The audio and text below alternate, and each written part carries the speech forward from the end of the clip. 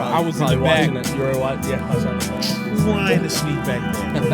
And like my GM was kind of cool. Like he didn't really say anything, but I had felt like this. I should be in the front five. Sure, And yeah. I was just like, damn. So then like what I did was I took my phone and I had it like in this little corner we were supposed to be doing some boxes. And every time people came in, I would just put like a glove box. Okay. And Nice so then I'm kind of like sneaky. hearing it and I'm like, that doesn't sound like punt whistles. It sounds like kickoff whistles. Okay, yeah. That's so how now I knew you they know. had taken the Right. lead. I was like, damn it. It's a smart way to do it. Hell yeah, dude. You gotta make do.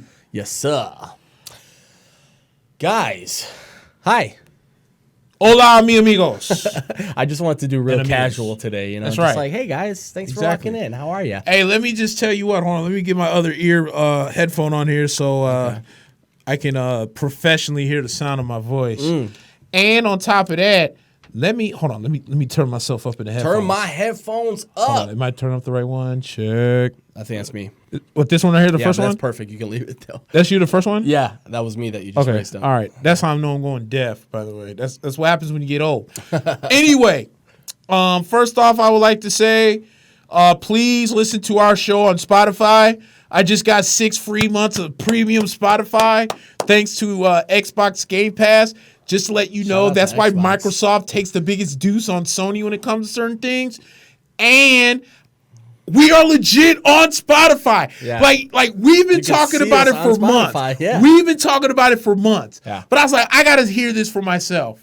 And I listened to the show from last week, and the funniest bit of that entire show when I was making fun of Halle Berry and Billie Eilish. Oh yeah, Billie Eilish. Okay. Yeah. Like I mean, had the to do sports it. stuff speaks for itself. Yeah, but But we had to really do a public service announcement on Billie Eilish and yes, Halle Berry. dude, because Billie Eilish flipping sucks.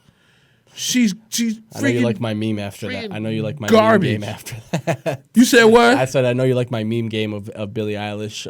After, did you remember my meme from after that? Where I shared it. Yeah, okay, good. Where it looked like James It looked Franco. like James Franco, but you know, a I'm little gonna bit tell of my friends it was Billy. Yeah. I'm telling you, my coworkers love Billy. They're like, this is not funny. Got some young coworkers. It is I can tell. hilarious. Yeah. It is Some hilarious. young coworkers, clearly, but yeah, guys. Oh yes, I am the oldest worker there, and I I'm can 36. I can tell just by their musical taste. Yeah, guys. So as Nick Juice said, WRLD, Billie Eilish. Oh man, yeah.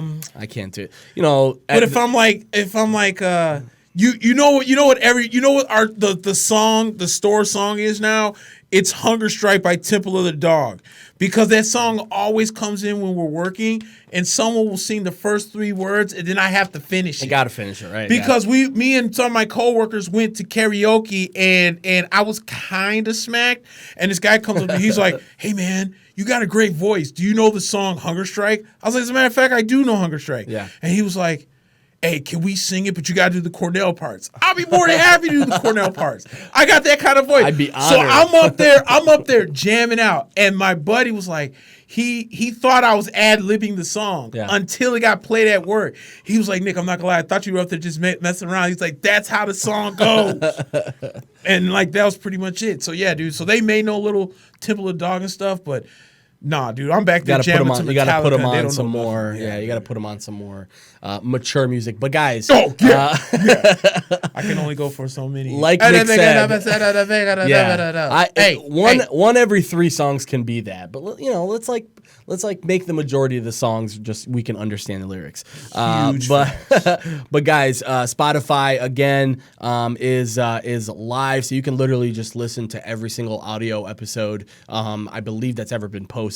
And just check it out on Spotify. It is amazing stuff. Yes, and good sound quality there too as well. But again, Yes. iTunes, help us out and go rate us on iTunes. MackandBlack.com is the website. We're also on Google Play. I don't think maybe one of you use Google Play. Check us out on Google Play.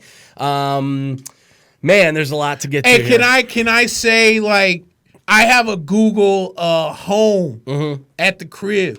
When I get there, I'm gonna be like, hey Google, play Mack and Black Podcast on Google Play. Please if try it doesn't, works. I will freak the F out. Please do it. If it doesn't, I will freak out. I'm like, I'll snap. Now I can say, because I've been listening to a lot of the fan thanks to the radio.com app. Yeah. And they're like, just say play the fan on your smart. I swear to God, if it does on the smart speaker, and I will lose my mind. We got a clear enough name for it too. So, yeah, dude, there's not a lot of things I'll try it with Siri when I get home. But that'd be even huge. I could do it right now. I mean, hey Siri. Play Mack and Black. I don't have an answer for that. All right. Siri doesn't know yet. I should have. Well, that's because the iPhone is always 2 years behind the Android. I should have given her clearer instructions. I should have gave her clearer instructions, like go to mackandblack.com or something like that. But no, mackandblack.com is the website, guys. Check us out and support the show. Yes. You know what, dude? Let's just go into the NFL since we got games playing. Please, let's do it. So, we had Saturday games this week, no Thursday games this week, and we had your Bucks playing earlier today. A tough loss, They were in it. They stopped them, dude. So I got that point. They didn't stop them? Yeah, wow. So I got that point. Okay. I got a little extra point. All right, so we're going. We were paying close attention to the New England and Buffalo game because that's on right now, but also because Nick has them in his fantasy league I'm in the championship right now, and let me tell you this. It's a family league. They waited until week 11 to say, let's play for money. No, it's too late now. Let me tell you a couple things about fantasy that a lot of people You guys don't just understand. drafted in week 11 on this. Is that what you're saying? Or you're just what saying I'm saying is we had the whole season going. It wasn't until week 11 they want to put open money in now. It's like, I'm in second place. Let's put money in. Exactly. I was like, hell no. That's no, funny. You should have still something should have been discussed before the draft. Yeah, this is bragging rights now. With that being said, let me tell you a couple things about fantasy a lot of people don't understand. First off, there should not be a single fantasy league that has more than 12 teams. Any fantasy league that has 14 teams is greedy and it's just in for money. Yeah. Because at that point, it's not fun. Yeah. Because now, think about it. If fantasy teams have 16 slots at 14 teams, you can't even either your team stays healthy or you're screwed. Yeah. That's not fun. I like going through the waiver wire to see if there's a way to improve my team. That's why you keep it at 12. It should be only at 12. Yeah. If you have to up the price, the pot, to get the pot straight, fine. But you cannot do 14. I will say, I'm in a 14-team league, but that league only has 4 people on the bench. So it's your starting lineup and then 4 people on the bench. So you can't hoard players as much with that. It's still hard. I agree with you. It's really, really hard. I'll be honest with you. It's not really fun at times. No, it's not. I'm in a league right now. It's a stressful league because there's 16 total teams in the league, 14 teams in the league every year, and the bottom 2 get eliminated every year. Yeah. So if you're in the bottom 2, you're nervous because you're going to get eliminated.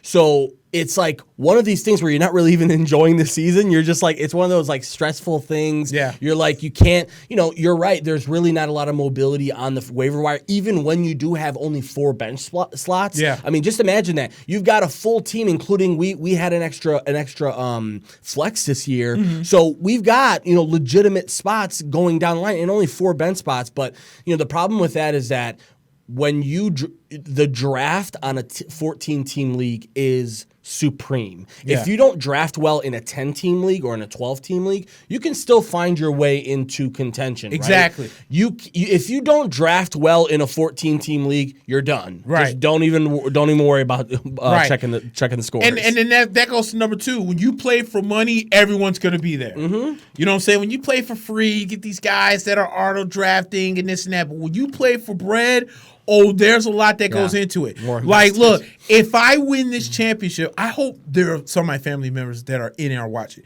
If I win this championship, I am legit going to put in 10 extra hours at work just so I can buy a fantasy belt. And then every time I know that we're going to hang out for whatever family function, not only am I going to bring that belt, I am cutting every wrestling promo that I can think of the entire year. Yes, I'm rooting for you. And then the only thing that's going to piss me off is the only person I legitimately, for whatever reason, could not beat was my sister.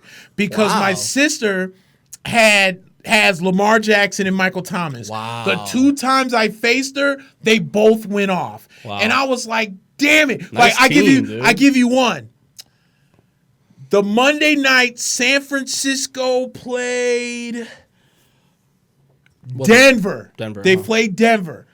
I was up by like 3 points. I was like, I cannot have Emmanuel Sanders make a pass. Not only did he make one catch that put in the league, he got hurt the very next play. So he almost didn't get it. I was like, this is crap. So to make up for the BS, I find myself in the first place game. But I'm telling you, man, it's intense. So the last guy I got going today, I got Robert Woods going against San Francisco, but he's got Todd Gurley going against San Francisco. So I'm going to need Sean McVay to stay away from Todd Gurley and to throw the ball to Robert Woods because all the focus is going to be Cooper Kupp. They're going to be throwing it a lot today. They are because I don't know what's wrong with the offensive line and Todd Gurley, but do whatever it is you got to do. Yeah. But just don't ruin this for Nick, please. Man, I'm telling you, dude.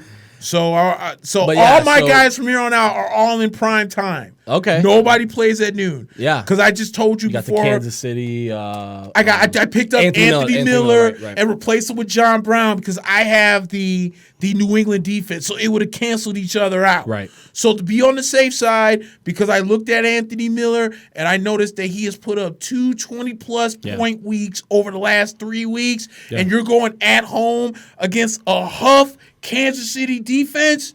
And the Bears, for what it's worth, Mitchell Trubisky's starting to look a little bit better. Mm-hmm. And they're going to. I will take the risk. If they want to win the game. I will take the risk. Yep. I will take the risk. And Anthony Miller's been breaking out the last couple of weeks, so that's a good pickup by you. But yeah, so we were watching closely on the Bills and the Patriots game. Yep. It looks like it was a goal to go for the Bills, and you said the New England Patriots did end up stopping them. Yes. So New England hangs on at home. And clinches the East. And clinches the East officially. So, oh God, sorry. Technically, I don't think the Bills are necessarily like too mad about that, but that would have been amazing for them to pull off. Now they have to. They're gonna have to play on Wild Card Weekend now, and it's gonna be more than likely a tough matchup. So if they're still the 5 seed, that means they would. It would have to be the Kansas City or and I'll look at it so we're not putting our foot in our mouths, but Houston. Houston. That's right. Yeah. Yep. Which I think Kansas City has a better record than Houston does. Right. So for what it's worth, I mean, Houston does look pretty, beatable since they look. They should have got their asses whooped today. Yeah, and that's what I was getting to. So yeah, I mean, that game, it looked like Houston was. It looked like one of those games where Houston was going to blow out Tampa Bay, and Tampa Bay, found their way back into the game. Unfortunately for them, late in the game especially, and we talked about this off the air, but not doing themselves any favors on the field when it comes to dropping footballs, not really running out routes the way that they should. Pass protection, I imagine for you guys is just, an every week thing because even when Jameis is protected, he seems like he's not protected. That's right? true. Where he's getting so used to the improvisation of I've got to make sure to go left and then, set my feet. When in reality, there was a couple throws that I watched him make today where he could have really, kind of sat in the pocket, waited, he had time, he had the space, and he could have really executed on the throw really well. Yeah. And he wasn't able to do that. No. And part of that is a talent thing too, because he does have the talent to make the throws sometimes that he really shouldn't make. But that is the problem right now when you've got a team like Tampa Bay, and we talked about this again when we were sort of wrapping off air.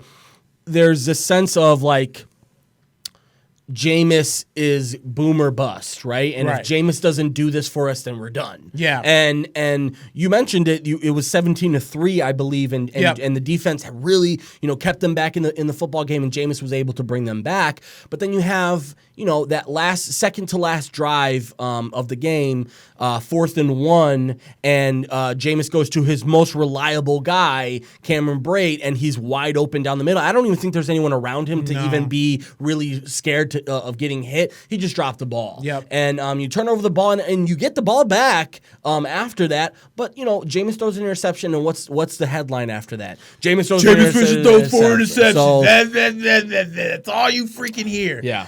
God, dude. So this is kind of where I'm gonna have to say as much as I love my fellow Buck brothers and sisters, I think next year is going to be one of those years where I'm going to kind of ride this ship on my own. And this is why I'm saying this. Because yesterday, well, I guess more or less this morning, Adam Schefter and a lot of NFL reports said that the Buccaneers are planning on keeping Winston next year. Not a really surprising thing, right? It's not. Because you got people talking about, we need to go get Jacob Fromm, we need to get Justin Herbert. You still can. We need to get Phillip Rivers, we need to get Teddy Bridgewater. I'm so sick of hearing about Bridgewater. Yeah. And Rivers here's what I don't understand. Bridgewater had his chance when he first got drafted. I'm not downplaying the knee injury. Sure, yeah. He had a chance when he was in Minnesota. But does anyone not understand that Teddy Bridgewater, for what it's worth, has been a career backup? Since then, he couldn't make it on the Jets. Yeah. He's backing up in New Orleans. He was backing up somewhere else. I think San Diego, too. The man is a backup. Why do we keep trying to make Teddy Bridgewater all of a sudden this second coming of Randall Cunningham? Yeah. I don't get it. He had 3 really good games with New Orleans this year, and all of a sudden now he's like the marquee quarterback free agent. Matt Flynn had 1 good game against Detroit, and the Seattle Seahawks paid him $60 million only to start Russell Wilson, and we all see how that's been working out. Yeah. So I wouldn't put so much stock on 3 games. But what I'm saying is the Buccaneers right now, I feel, are in a position where they have to challenge Jameis. You can't get rid of Jameis. Yeah. And a lot of people aren't going to like that, but it's the God-given truth. Yes, he's a gunslinger. Yes, he throws interceptions. But for all the interceptions that Jameis throws, I've been seeing over the last handful of weeks that 9 times out of 10, he's not putting himself in quicksand to where he throws. The only time this year that he did it was the London game against Carolina, and I hope they never go back. Yeah. Okay? Me because too, they haven't had no Raiders success game. Up there. Yeah. I remember they played the Bears in London, they lost. They went against Carolina, and they looked like complete crap and lost. And the worst part was they counted that as a home game for you guys, which was, which is even worse. They got to find a way to make that an away game for both teams. I don't know how you can make it logistically with the schedule. Make it happen, dude. That's unfair. To have a team lose a home game to that is crazy. It's crazy. So at the end of the day, here it is. Yes, people are upset with Jameis. I'm not saying you can't be. What I'm saying is I see more good than bad when it comes to Jameis Winston. Courtney, our former ICB coordinator, just messaged me in something or tagged me in a post saying that if Jameis Winston next week throws 92 yards and 2 interceptions, he would be the first quarterback ever with 5,000 yards, 30 touchdowns, and 30 interceptions in the season. You know what I'm saying? And I'm not trying to compare Manning to Jameis or Favre to Jameis. Yeah. But Manning and Favre are two cases in point of 2 guys who threw a lot of picks and threw a lot of yards, but their teams didn't give up on them and won 1 Super Bowl and won 2.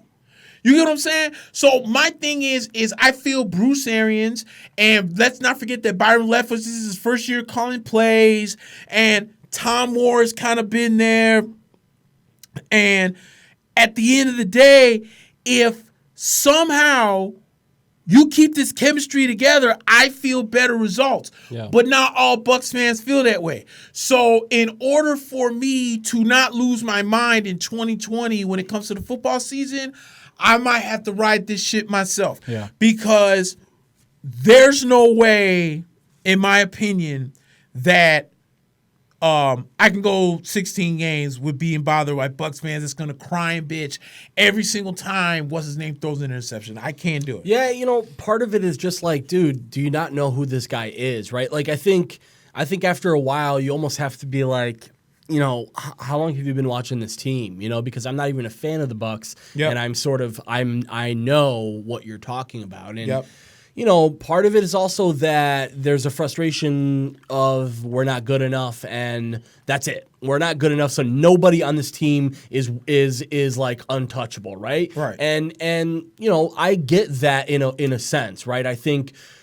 as a fan, you're first of all, you have to realize you're not an evaluator of talent. Even as much as you and I know about sports, and I can very confidently say that both you and I know what we're talking about, I don't think we're like scout evaluators, right? We're not out there like, with X's and O's and taking notes on the all 22 view or something like that. So it's worth noting to say, listen, can you find a better option right now than Jameis Winston? I don't think so. Like, what's available to you that's going to be 100% better? Is it Phillip Rivers? Because that's not working out too well for the Chargers right now. They're willingly letting him go, and they don't have a quarterback of the future yet. So when you have a team that's basically has all the allegiance to this guy, and they're saying, yeah, we don't really want him anymore, you probably don't want him either, dude. Like, trust me, 1 year of Phillip Rivers is not as good as 1 year of Jameis Winston, no matter how you put it. Right. And again, does Jameis have a lot to learn? Yeah, but again, it goes back to protection issues. It goes back to the personnel around him. I'll be honest, O.J. Howard, dude, like, I was willing to give this guy a shot even after the terrible start, but he has had some of the worst football plays I've seen on a football field. One of them was today on a go route, and Jameis throws the ball maybe like 2 feet ahead of him, right? Like, any receiver would be able to sort of say, okay, I'm going to reach one of my hands out at the very least. Maybe I'm going to put two out and see what. But this guy just flails his body and the ball like hits his forearm. It's as if he just wanted to get his arm near the ball. Like, this guy just doesn't have receiver instincts right now. Like, even going back to that game where, I know you remember this, where like he fumbled the ball and like had it behind his back and then threw his legs and then all this stuff. And you're like, what game was that? And you're like, what are you doing? I want to say, you guys didn't play New England this year, did you? Nah, I want to say it was the London game. He did something I've never seen before. No, I know which one. I know exactly what you're talking about. And you almost have to go out of your way to try something like that, like to fumble the ball, and then again the receiver instinct. So again, I'm just saying, like, people make a big deal about the fact that you guys have Mike Evans and Chris Godwin. Okay, great, but what are we working with the offensive line?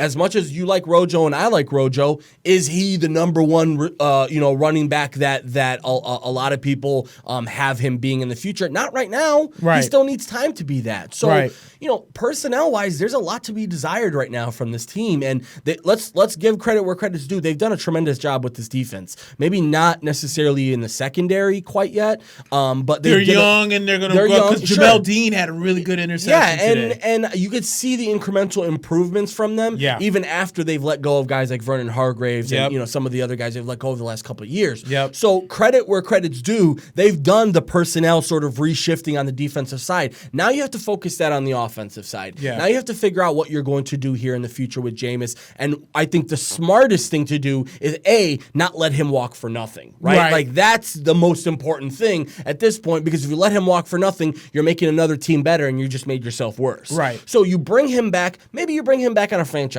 tag. Okay, fine. You're going to pay. You're going to bite the bullet. I think you mentioned $93 million. The Bucs have $93 million going into the season. So 25. I don't know what it is right now. I think it's like 30 something probably. Crazy. 30 something probably. That's not the worst thing in the world, because again, it's a 1 year deal, and I believe 1 year deals can never be bad deals. You always figure a way out of those things. So, try something. Now, is he ready for like a Supermax extension? Probably not. No, I wouldn't say that. But I would say Jameis and his people are probably realistic that he's not going to get that, and that he probably needs another bridge year in Tampa Bay. So, as far as options are concerned, what are you looking at right now? Teddy Bridgewater, Ryan Tannehill is being floated out there because Tennessee apparently, right now isn't in full committed mode to him. Marcus Mariota will be available. Is he better than Jameis? He's somebody that you really want.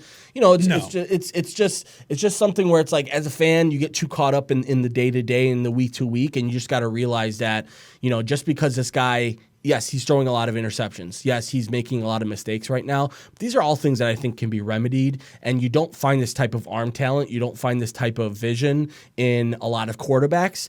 And we talked about this before the show. If you want Jake Fromm, go get him. Let him sit. If you want... Justin Herbert, or I know a lot of Jalen Hurts. Exactly, like a Jalen Hurts, fine. Take a chance on a guy like that. I don't mind, but you don't have to let Jameis walk and just have, your rookie quarterback that you're going to invest a draft pick in get killed. Right. No, I'm with you 100%. And I also talked, and I said this to a couple of my friends, Buccaneer brothers and sisters. Man, we got, like you said, we got to do something about this run game. 31, we can't run a ball a yard to get a first down, a fresh set of downs. Yeah. Like, come on, dude. So we got to I think we need to figure that out. But, I felt bad for James today. I wish the Bucs would have won the game. We lost. But I still feel like this team's in the right direction. I feel like the coaching staff is in the right direction. I like what Bruce is doing. He's showing confidence in his quarterback. Byron is showing confidence in his quarterback. Mm-hmm. And, I think depending on what we do this year, I feel like we can do some big things. But, we talked about maybe is Arizona out of love with David Johnson because Kenyon Drake seems to be the guy now. So do you get rid of, I know David Johnson's got some health issues, but I would like a David Johnson, who's a dual threat bet that can run, that can catch the ball. I know Rojo dropped or missed 2 easy-ass passes earlier today. So, the Bucs got some things to build on, but I really think, like you said, with the defense the way it's going, Shaq Barrett wants to come back. JPP might want to come back. I'm not sure, what's in the mindset of Sue. Does he want to come back? So I feel like if we can keep that core of the defense, the secondary is 1 year older. We just kind of fix some things with the offense and whatnot. I think the Bucs will be in good shape because, like, no offense, dude, Drew Brees is like 40-some years old, and, the Saints aren't going to be that good forever. No. And we don't know. Like, honestly, I said this to one of my Saints buddies. We don't know what's going to happen after this year. Like, if really let's just say New Orleans wins the Super Bowl. Right. Does Breeze just say, why am I going to come back? Right. Like he's gotten a lot of the records that he was hoping for. What was it? The passing record and the passing TD and record? And the passing TDs. And I think the only other one that he has left is, I think, not really reachable at this point. It's like going to take him 2 or 3 more seasons. So at this point, if you're New Orleans, you probably have to start looking at Teddy Bridgewater and saying maybe it's better to bring this guy back for continuity purposes. Yep. And you never know. So again, it's just this. You don't know what's going to be available to you. You don't know what is going to be what the market's going to look like. Right. There's really no point of letting your guy walk. Like the same thing I say about Mitch Trubisky. People are mad about the Bears wanting to extend him on the 5th year. You don't have. There's no risk in that. You extend him for the 5th year. If he sucks, you're gonna have options next to him, right? So that's the whole thing that people need to understand is if you're building a team the way you're supposed to build it, you're bringing a quarterback back that's not necessarily somebody that you feel had the best season isn't the worst thing in the world. Right. You can improve on your performance, and that can happen, but. And can we please stop acting like these quarterbacks are 32, 33 years old? Right. That's another thing that drives me nuts, and especially with Chicago. My good friend Rick was like, well, be happy that you have a real quarterback. You got one too. You just don't realize. Like, the problem is, this is the problem with the Bears. The Bears fans are upset because everyone was talking about Super Bowl, and the team's not going to the Super Bowl. They're not even making the playoffs. Right. So now who's the number one guy you're going to blame on that? You're going to blame freaking Mitch. Mm-hmm. But that's not fair because had Matt Nagy played Mitch in the preseason like most people do, maybe he wouldn't have been rusty the first 3 or 4 weeks. If Matt Nagy B didn't overcomplicate the playbook and not wait till week 12 to say, let's cut a third of it out, and now this team looks good, maybe he would have won a few games. And if he stopped, I said this on the Bears Reddit, and I got a lot of shit for it, but like, dude, the guy made the adjustments the week before the Packers game, and the Bears win the game against the Cowboys. How do they do that? Well, they lined up in the I formation a lot more than they were used to lining up in the I formation, and they had tight ends and fullbacks and guys like that, and they were running outside on almost these uncharacteristic running plays and getting really, really good runs out of it with David Montgomery. Right. Well, what does this guy do when it comes to the Packers game? He tries this little Jedi mind trick where it's like, well, you knew that I was going to adjust, so now I'm not going to adjust, so you're not expecting me not. Like, dude, Just go with what works. Yeah. You know what I'm saying? Less is more sometimes. And he tried to beat Mike Pettin on against the Packers. That's what it turned out to be. He wasn't giving the Bears the best game plan. It was, I'm going to beat Mike Pettin because I know Mike Pettin's, got a game plan. And let's be honest, Mike Pettin beat the shit out of us in week 1. Yep. And regardless of how bad Mitch was or whatever you want to call it, Mike Pettin had that defense ready for us on week 1. Everybody was getting ready for the Packers to lose that game by 25 points. And next thing you know, the Packers come out and win that game with defense. Right. So Matt Nagy has a lot to blame in this. The offensive line has people don't realize that the quarterback is the first person to get the blame, but also the first person to get the accolades and the credit, right? Right. So the quarterback understands that, but as a fan, and somebody who's watching and says, I watch football and I clearly understand how football works, you have to hold yourself to a higher standard and understand that it's not just a quarterback. Right. That you have an offensive line that needs to do their job. You have wide receivers that need to do their job, the running backs, and coaching. Play calling. You need this. And the Bears didn't have this cohesive sort of unit to do that quite yet. And I don't think right now Mitch Trubisky is holding us back. Right. That's what you hope your quarterback isn't doing, right? You hope your quarterback isn't holding you back. Right. And neither of our quarterbacks right now are holding us back, I don't think. I don't believe it is. No, it's not. I don't believe it is. Nope. But yeah, and again, credit to Houston. They came out with the win. You don't want to ever do that, but the Bucs kept themselves in it. And yeah, it's for both of our teams down. The next couple of games are going to be who's going to be on this team next year. Now. And the thing is too, it's not like the Buccaneers are out here getting smacked every game. No, they were in it. They're in a lot of these games. Like I think the only game they legit was just like total complete ass was the London game again against Carolina. Yeah. Yeah. You know what I'm saying? So while they're in the United States, like they've played really hard. And Houston's not a bad team. I mean, we give a lot of crap to Houston for inconsistency, but give credit where credit's due. They're going to win their division this year, and more than likely, this is something where you're looking at a team that isn't even in their final form. I really, truly believe that Houston has a chance to be better. Hopefully, if they move on from Bill O'Brien and move on from this shitty philosophy of let the coach run the GM position as well. Yeah, I don't like that. Where it's like, dude, you got this guy in Bill O'Brien who just wants to be a complete dictator, and you haven't won shit, bro. Yeah, like ask Mike Holmgren how that worked out, and what was it in Cleveland? He tried to do that. It never works, dude. And on top of that, like Mike Shanahan loved to do that too, where he was like, he had a GM in the office, but he was like, nah, I want my players, and I'm the one who plays them, so I don't need you picking them out for me. That's stupid, dude. I'm glad you bring that up because that's what I'm looking forward to this year. A lot of people talk, we need to fire Jason Light, we need to fire Jason Light, we need to fire Jason Light because some of the free agent acquisitions and the draft classes he had have not been great. I want to see what does Jason Light now do with a full year under Bruce Arians. Right. Let's see. Oh, well, I guess they drafted together last year, but, Bruce hadn't really been on the field. Yeah. So I want to see now the second year of draft, the second year, full year of free agency. Let's see what we do with $93 million. Right. Let's keep the core. Because you want to know why I got a lot of guys saying they want to stay here? Because there's structure in our coaching staff. They want to play hard for Todd Bowles. Yeah. The offense wants to play well for Byron. Bruce Arians keeps most of the players, what's the word I'm looking for? Oh my God! When you keep them accountable, they make them accountable. Sure, we didn't have that with Dirk Cutter. No, you know what I'm saying? Like, okay, I saw, and I'm going to defend him to the death because he got an unfair shake in Tampa.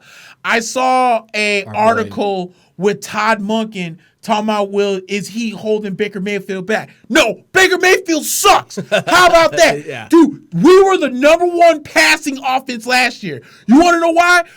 Because Todd Monken is more of an offensive genius than people gave him credit. Yeah. The reason why the Browns offensively suck is because Baker Mayfield's a complete effing idiot, and the Cleveland Browns are just destined to be cursed with how bad of a football team they really are. So why Buck fan, when I saw that, I immediately got pissed off because that is not Todd Monken. Right. Freaking it's Dirk Cutter's it's dumbass. Freddie Kitchens, Yeah. Dirk Cutter's dumbass, when everything was going good, he wanted to take over the play calling. Case in point, When we beat Philadelphia in week 2 last year, we were up 20-0. And freaking Fitzpatrick was finding Deshaun Jackson all over the place. Those were Todd Monken calls. But then in the second half, for some odd-ass reason, Dirk Cutter called a plays. We damn near lost that game because he wanted to just throw. Right. Will you run the goddamn ball, please? Yeah. Like, come on, dude. So, no, I will defend Todd Monken to the death. And if Bruce Arians didn't have ties with Byron Leftwich, Todd Monken should have never been let go. Right. So, no, don't give me that mess that, Todd Monken's holding back Baker Mayfield. Yeah. Baker Mayfield's dumbass is holding back Baker Mayfield. Yeah, and on top of that, dude, like, that whole Cleveland thing wasn't ready. You know, they were, we saw it on paper and everyone thought they're ready. That's it. It's done. And they weren't ready. And they're not ready right now. And quite frankly, Freddie Kitchens, dude, like the fact that that guy was the interim head coach. Technically, I'm sorry, I correct myself. Greg Williams technically was the interim head coach, but he ran the offense after they let go of Hugh Jackson last year. The offense had a pretty good end to the season last year, so they decided to bring back Freddie Kitchens. Well, what does Freddie Kitchens do? All he does is basically make this Cleveland team a perennial dumpster fire week in and week out. And next thing you know, now they're talking, well, yeah, Freddie just really didn't have a shot this year. We're going to give him another shot next year. Right. You know, it's crazy that in this league, you have some teams that have such short leashes because they have the expectation that we need to win. And when you have franchises like Cleveland that haven't won in so long, just that little glimmer of light, that little hope that, Kitchens can do something for us. No, we got to make sure he's still around, even though we suck this year. You know, Adam Gase is same thing with Gase. Yeah, same thing with Gase. And it's crazy for Gase because I'm willing to give to him. He's a decent offensive coordinator. He is just not. And I would even go as far to say this. I don't think he's a play caller. When he was with the Bears, when he started to take over play calling duties, things started to get a little bit muddled. He wasn't able to really execute the game plan that the team was ready to go with. Right. And you know this more than I do. On Sunday or whenever you're playing in the NFL, you got to be ready to make adjustments like this, dude. Right. Like, it can't be like, hey, it's halftime now and we've got to do this. No, you've got to be ready to have your team running off on a third and out, and you got to be ready to make adjustments for the next drive. And he's not able to do that, and that's a really tough thing, especially with a team like the Jets. That's not really good. So, but hey, not to get off on football, to go back to Spotify. Do you know that Jay-Z released all his albums? He did, yeah. He finally. And I actually got Apple Music for it. Yeah. The Blueprint one is, and I will fight this until the day I die, is the greatest rap album to ever be put out. I will fight that to the day I die. Yeah. And people are like, no, it's the black. Jay-Z's Blueprint one is the. If I can listen to an album front to back without skipping any songs, the Blueprint one is one of Jay-Z's best albums. And that just goes to show how good of an art, because people like to throw dirt on Jay-Z's name now because he's sort of out of the music game. Like he's putting out music, but he's not. He's like playing with people. It ain't has the same quality. He's just playing with people. He's like, I just did this last month. It's cool. Here, have it. But people need to start putting respect on this dude's name because, like you said, when you have multiple albums that can be called like some of the greatest albums of all time, you're doing it. And I think you're right, though. The Black Album, the Blueprint, and reasonable. The thing that I really like about Jay-Z is he constantly put out albums with a ton of songs on them. Like if you look at his first 3 albums, they all have like 13 to 20 songs on them, and most of them are really good. So, and I'm glad he did that, by the way, because they were holding it out for Tidal, and it's like, you guys tried it with Tidal. Let's just end that bullshit. Like, you tried it. It's I over. have breaking news. Okay. The Chicago White Sox have just signed Dallas Keuchel to a 3-year, $55 million deal. Let's fucking go. That just happened right now?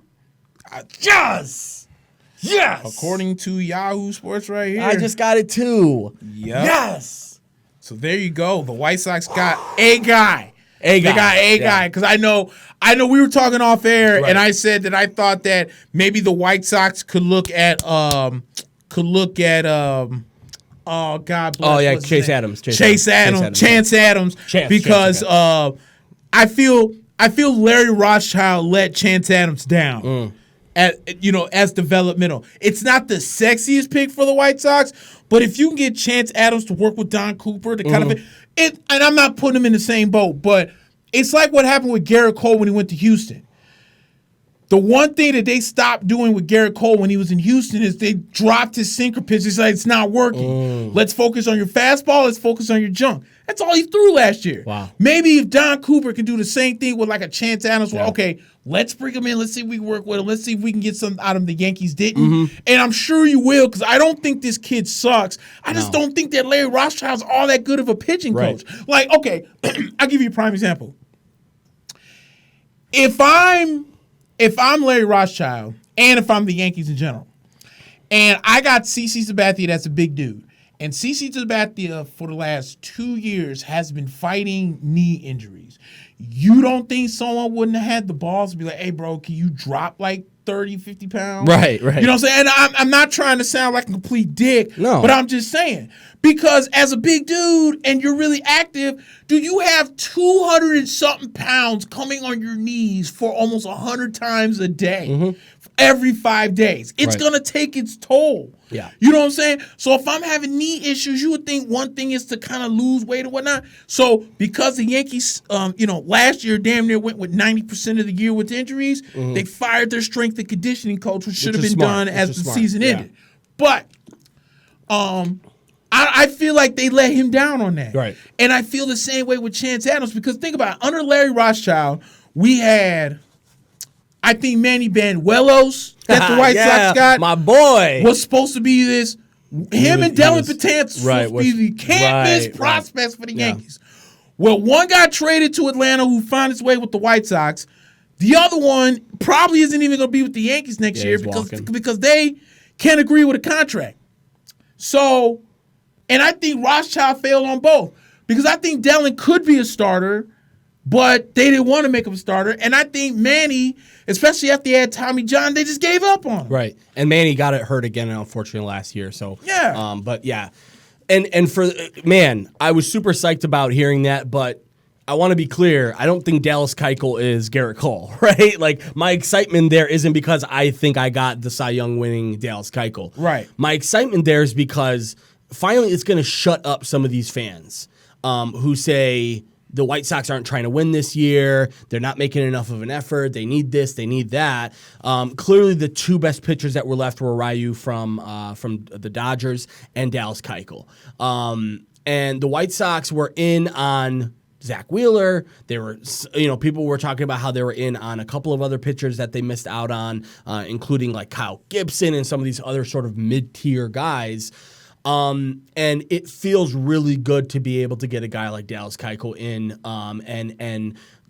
we also added Gio Gonzalez early this week, so two left-handers that were much needed for this rotation. You can now add that to Lucas Giolito, Reynaldo Lopez.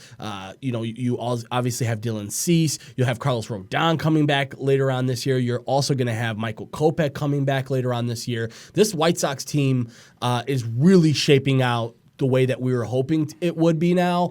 And they just are maybe one or two away from me being 100% satisfied for this offseason. But man, that's such a load lifted off of your back as a White Sox fan, because we know the glaring need right now for starters, especially on our team. And to get Gio Gonzalez early this week, and have White Sox fans go, well, why don't we go after Dallas Keuchel? We just got him, so shut the fuck up now.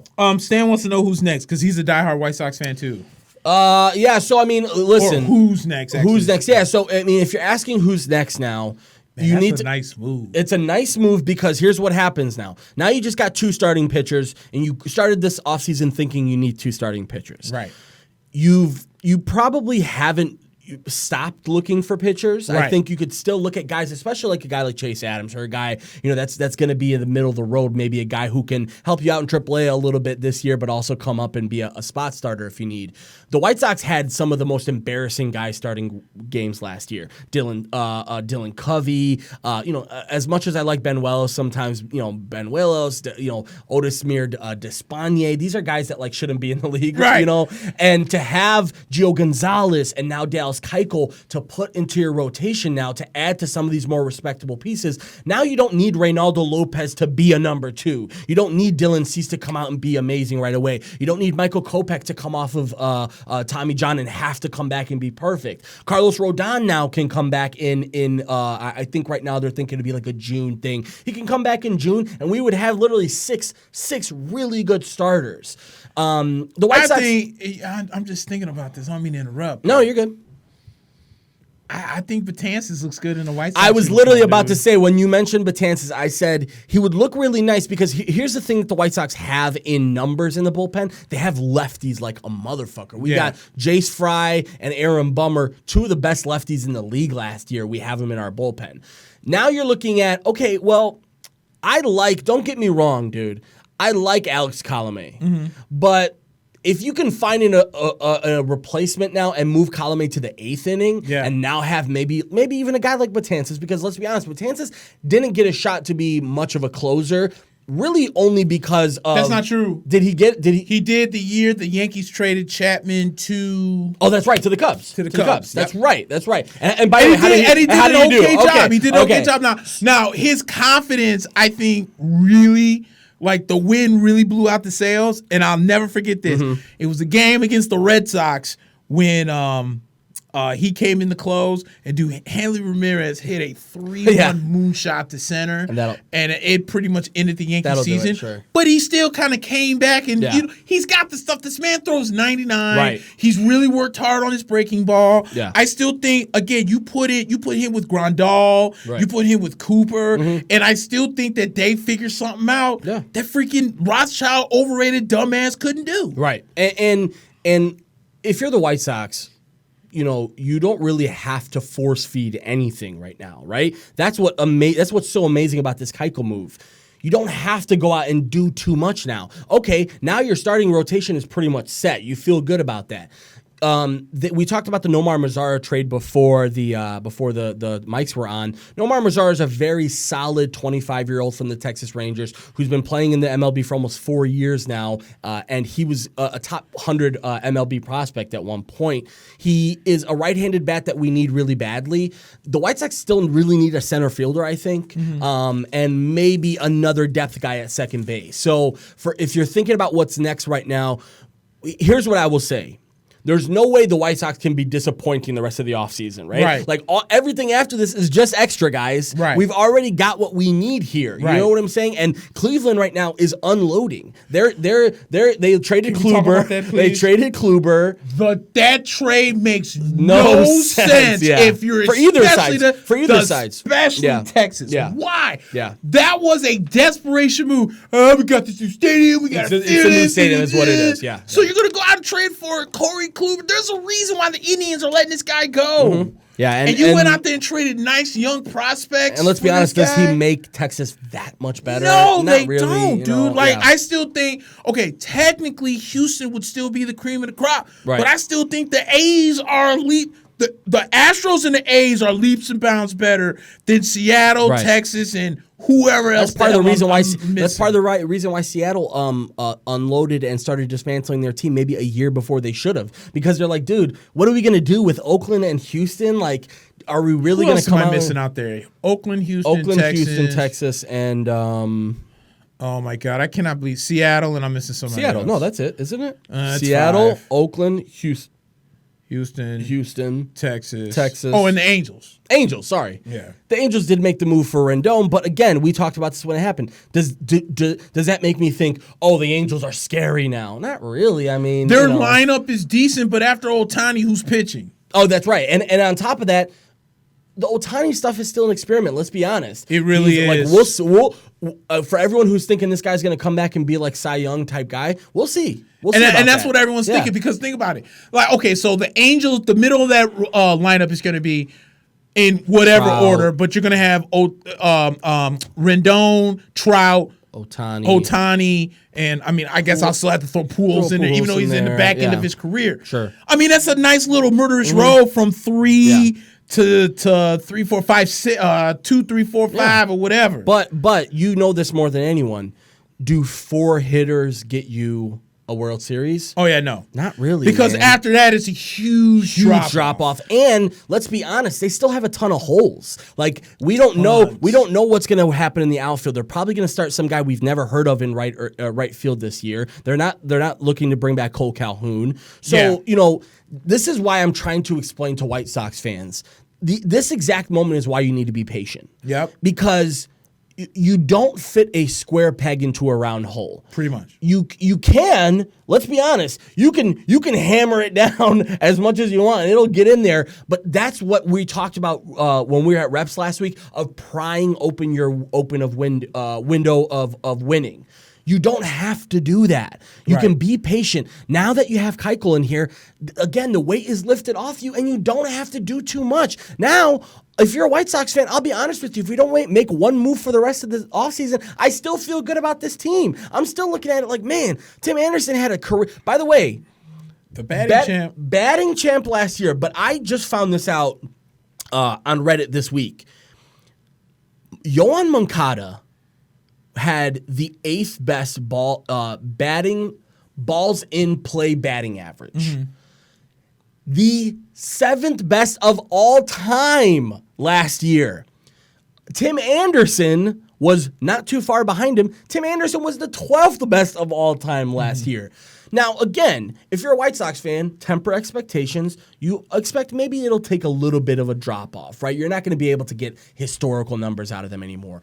But you're adding Grandal to this team. You're adding Mazzara to this team. You're adding a couple of guys to the team. And, by the way, Luis Robert, if you guys aren't familiar with that name, get familiar with it right now. This guy, Luis Robert, is the real fucking deal. He's a 22-year-old, I think, Cuban guy. The White Sox picked him up a couple years ago, and we thought at first when you got him, he's a speed defense, going to be really good, slapping the ball around. But this guy has power. He's literally a five-tool guy. He's like one of those guys that can play the field, hit for power and for on-base percentage. He's in center field for us. The problem is, and the reason why I say we need a center fielder is because the guy's young, right? You don't want him up from day one trying to be that guy, right? Same thing at second base. We have Nick Madrigal, a guy that we just drafted 2 or 3 years ago. The expected thing for him was that he would maybe start next year. Well, the team is going to be significantly better this year, but do you want Nick Madrigal being your starting second baseman day one? Not really. But what I'm confident in is that the White Sox will more than likely make another couple moves here. They're not done. And they'll more than likely bring in a couple of role players here or there. I know they signed Cheslor Cuthbert. He's one of these guys from Kansas City. He's like a third base, first base hybrid guy. But the White Sox right now, with this Grandal signing, by the way, Grandal in Milwaukee last year, everyone wanted him back. All of Milwaukee wanted him back. He didn't come back. He comes to the White Sox. By the way, him and Zach Collins, one of our best prospects, they've worked out the last 10 years together since Zach Collins was at University of Miami. Just so happened to be where Grandal is from. Now, Grandal, you add to this lineup with Jose Abreu and Tim Anderson and Yohan Moncada and Eloy Jimenez and these other guys. Hey, Sean brings up a good point. By the way, Sean Turner's watching. Sean, what's up, Sean? He said, "Stop it, Mac. Cleveland is shopping Lindor. The Sox have a chance." They are shopping Lindor. Did he say stop it? He told you to stop it. Stop it? Why? Stop what? I'm not allowed to be happy about them trading Lindor? Yeah, no, I mean, again. Yeah, I'm trying to figure out what he means. Yeah, I don't know if you mean like just stop it as in like don't be so. It might have been like don't be so negative, like. Don't be so negative. Yeah, no, I agree, but here's my thing about that, right?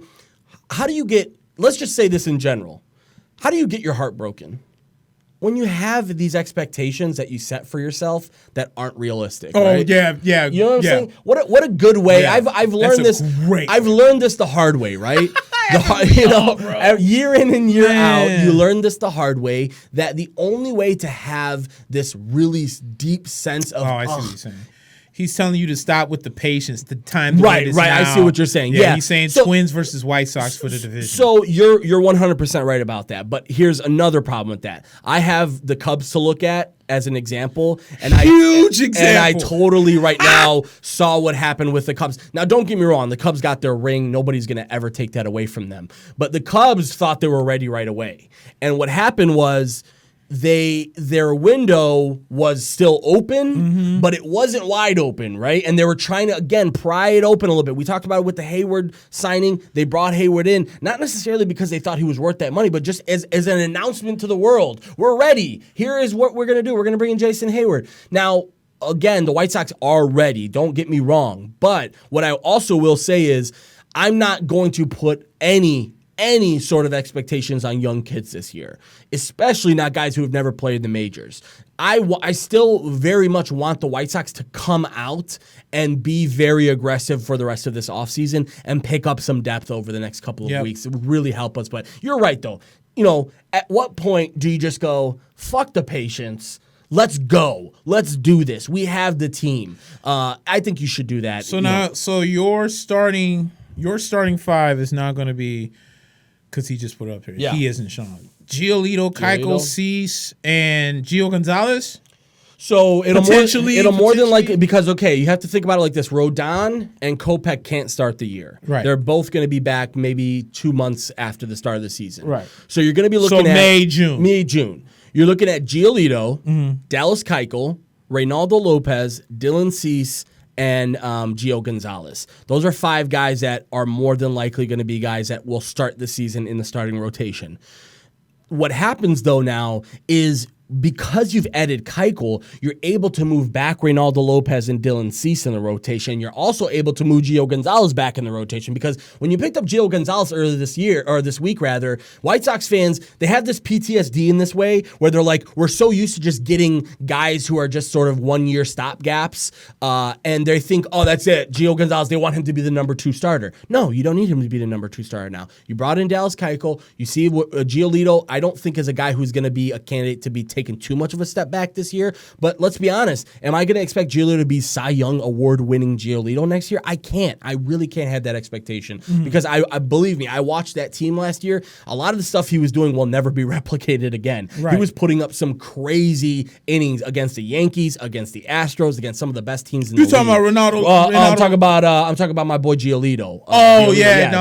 And also Reynaldo Lopez too. Made the Yankees he's a guy who can get you 12 strikeouts and 1 earned run on 7 innings, and then the next start will give up 7 runs in 2 innings. So and I think his big start was actually in New York. He had one in New York, and he also had one where he struck out 17 batters at the Cell against the Tigers. So the big they're ass. Yeah, anyway, exactly, they're ass. But again, you have to look at some of these starting pitchers and say, I feel so much better about Dylan Cease only having to fill a 4 or 5 slot, about Reynaldo only having to fill a 3 or 4 spot, rather than have them be those guys. Now, again, we have to look at Dallas Keuchel in sort of in a bubble, because is Dallas Keuchel the most dominant pitcher in the league? No, he's not that guy anymore. He's not going to be like overpowering you or anything like that. Let's be honest, when he went to the Braves last year, it was because of the whole free agency fiasco. But when he got there, it didn't really go too well for him at first. No. And what ended up happening is you realize, oh shit, like I think both in football and in baseball this year, I really, really realized the importance of spring training and preseason, because when you looked at the Bears and everything that happened with the preseason, and then last year, when you looked at what happened with a lot of our guys in spring training and how good Giolito became after putting in all this work in spring training, it leads me to believe that the White Sox have a formula that works now. Right. So you've got to be super confident about it. Yes, your starting rotation is in a really good position. And remember, Carlos Rodon is a 2 or 3 type starter guy when he's really good. And Michael Kopech, let's be honest, this guy was really, he was propped up as this amazing, one of the best pitchers in the league as far as prospects are concerned, even coming out of Boston. He had Tommy John last year. So you've got to be really careful with guys like that. But do I think now that we are the favorite? I'm not sure, but man, Minnesota better be careful right now, because I'm with you on that, man, because I don't know if I buy them. Me neither. I felt like they were, I don't want to say a flash in the pan, but they definitely caught lightning in the bottle. For sure. Yeah. Absolute 100% sure. I mean, and I'm just like, looking at their team and I look at their bullpen, I'm just like, okay, so here's the thing. What does baseball do with these baseballs? Do they bring the juice baseballs back? Are we done with that project? Can we get rid? I mean, are we willing to admit that you juice the baseballs now? I mean, you know what I'm saying? Because think about it, dude.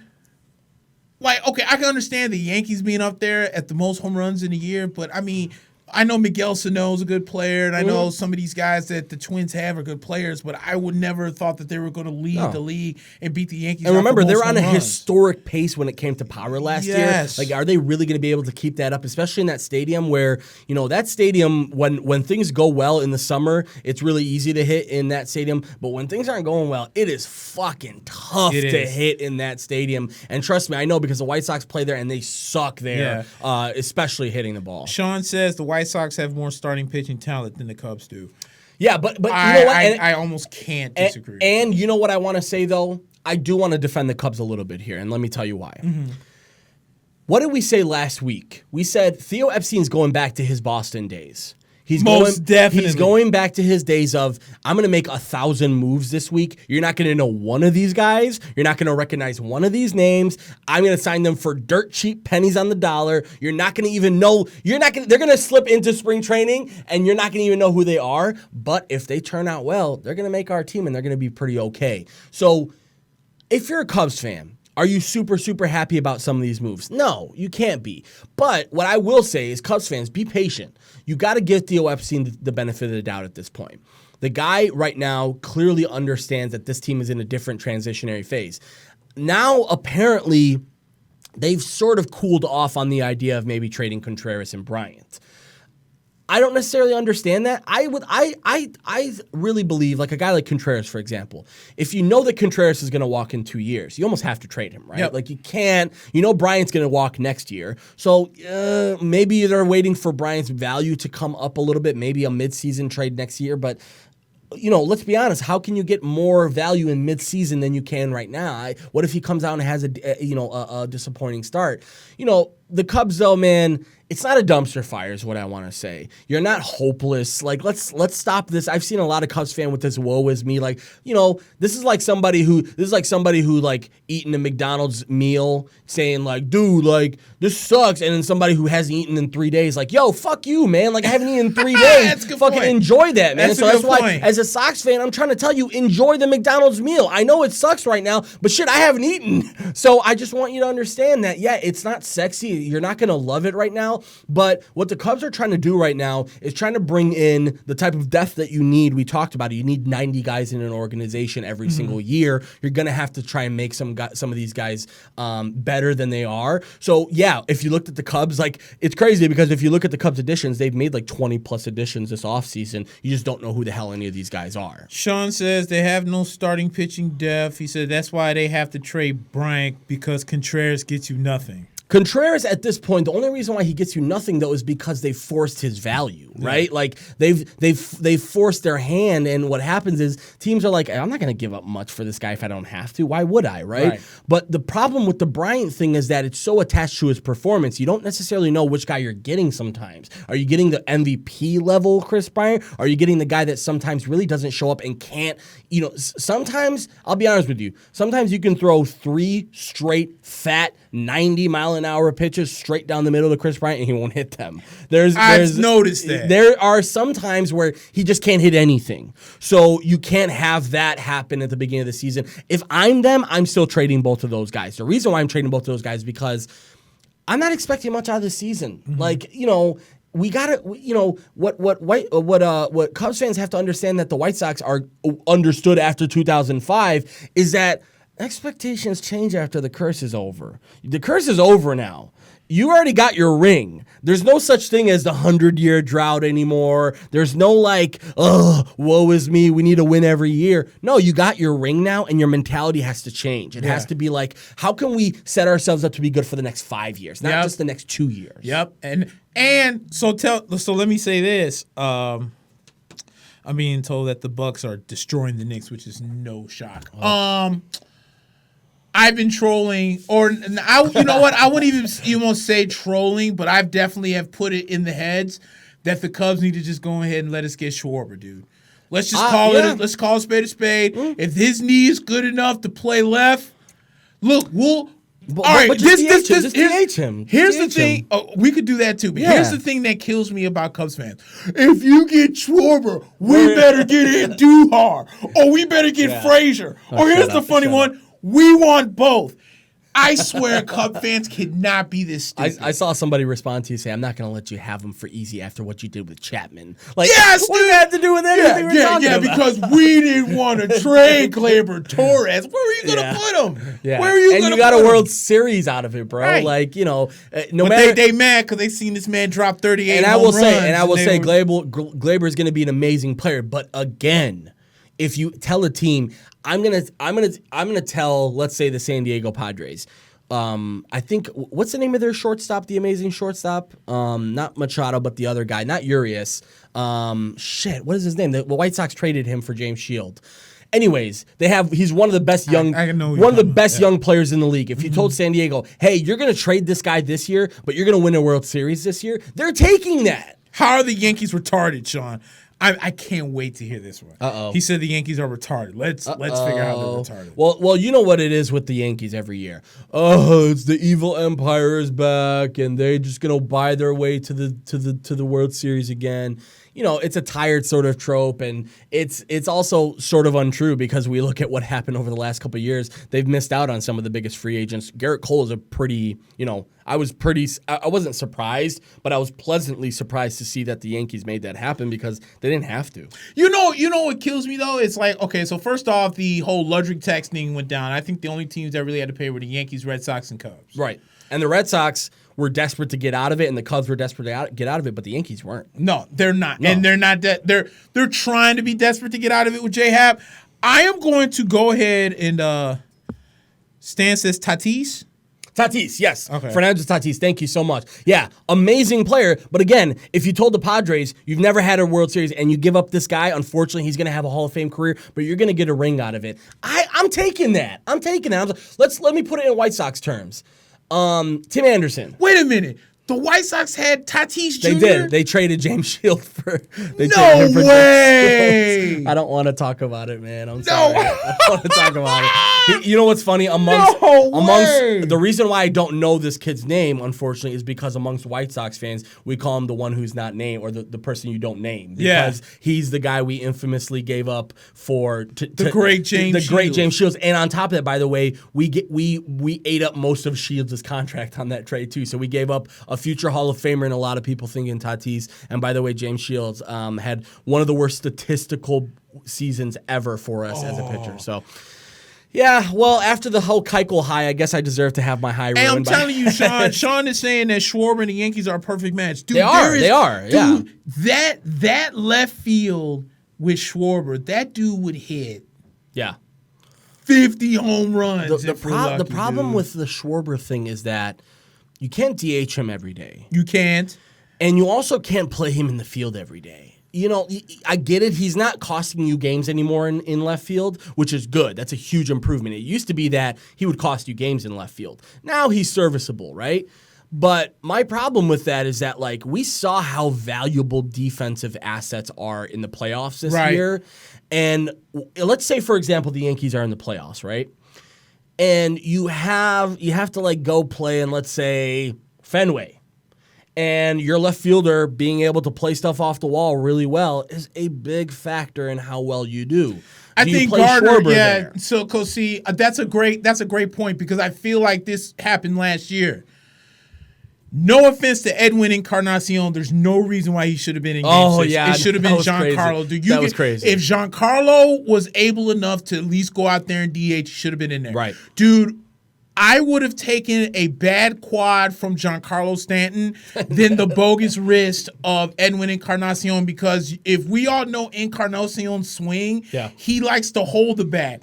But when he hurt that wrist, he was letting it go. Mm-hmm. And I'm like, his swing is too long. Right. Which is why he kept swinging and missing on a lot of pitches. Yeah, his wrist is so important to his swing. You feel what I'm saying? And then, no offense, but you can say all you want about Giancarlo. The Yankees last year were undefeated when Giancarlo Stanton was in the lineup. The 2 games they beat Houston in, he was in the lineup. Yeah. So I think Aaron Boone kind of dropped the ball in that because he's thinking, well, I could get more out of a healthy Edwin than I could on a maybe 50% Giancarlo. But I think it was the other way around. You would have got more out of 50% Giancarlo than you would have out of out of Edwin Encarnacion. Because I'm thinking if Giancarlo strikes out Okay, that's fine. He's not running. Right. If this man hits something, especially in left field, gone. it's freaking gone. So Yeah. it's either going to be hit or miss.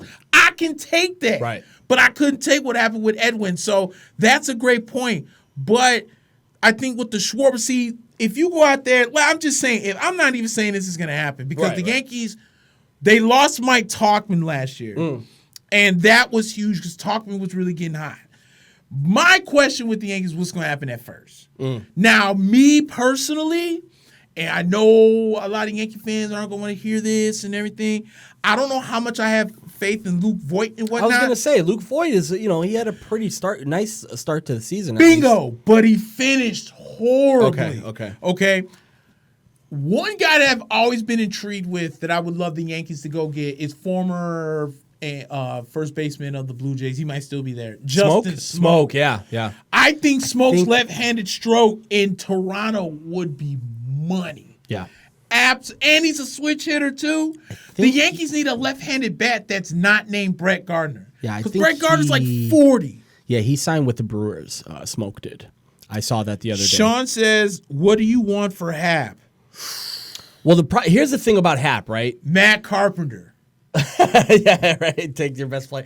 But here's the thing. Here's the thing about Hap, though, right? The Yankees.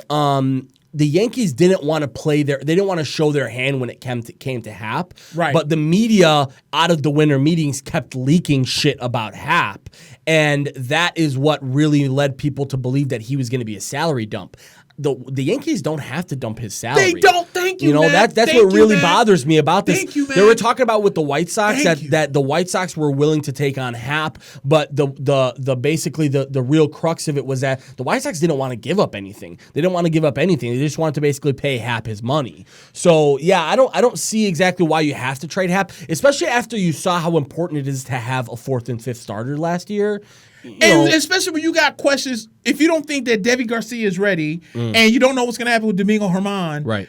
Are you kidding me, dude? You're going to tell me that your starting five could be Cole, Severino, Tanaka, the Big Maple, J-Hap? That's pretty crazy. That is an insane starting crazy, five. And you gave me chills. And if I'm the New York Yankees, out of those five I just talked, the one that needs to be re-signed and what shouldn't even been thought of is James Paxton. Because James Paxton, I think, is going to get paid the Mad Bum / Patrick Corbin money. That $85 to $100 million for 5-year deal. And if I was James Paxton and I had a monster year, I would take that because I don't want him to walk. Right. I thought James Paxton from the All-Star game, when it actually really started with his start in Chicago on Father's Day. From that day on, that man was on fire. He found his fastball. He was trusting his fastball. Yeah. His junk was, he trusted his fastball, his junk came with it. He was money in the bank. So I'm with you, dude. I think that the Yankees have a really solid starting five. The two guys that are on that will be free agents next year will be Tanaka and Paxton. Tanaka is he a candidate to bring back at this point? I mean, it hasn't really been talked about. I feel like the focus is more on James, right, than it is on Masahiro. Because he seems like a guy that could probably test the market next year and get paid by somebody else. I think so too. So that might be a candidate. But again, if you're the Yankees, it's World Series or bust this year, right? It is. And if you got rid of let's say for example like a Chase Adams, right? This is a guy that a lot of teams probably could have designated for assignment, maybe try and make room for him in AAA. But clearly the Yankees were like, we don't have a place for this guy, right? To me, that means that you're counting on a guy like J.A. Happ, right? Yep. So if you are going to trade J.A. Happ, maybe they're thinking about bringing back another starter that they can sort of. Well, you got Jordan Montgomery that's coming back. Sure, Jordan Montgomery, right? Yeah, because he was coming off the Tommy John. He pitched a little bit last year. And let's be honest, you can get away with having only a decent fifth starter, right? Like you can get away with that, especially when you have an offense like the Yankees do. Maybe you can do that, but if you're not in the same position that Boston's in, which Boston's in the position where they have to get out of that ASAP, or else they're in trouble. So, the Boston Red Sox, in my opinion, I hate to say, I don't want to say I hate to say it because I hate the Boston Red Sox with a passion. Yeah. But for competitive purposes only, Dude, I think they're going to suck for a while, dude. They're in such salary cap, no farm system hell. Right. That, okay, so we discussed this last week about them trying to maybe throwing in Benintendi for someone to take David Price's contract, right? I would not be shocked if Chris Sale's name starts coming in that. Then you're already talking about, like, Mets fans are already talking about how they want Cohen to get Mookie Betts. Yeah. So there goes another Price piece. What do you have now? Right.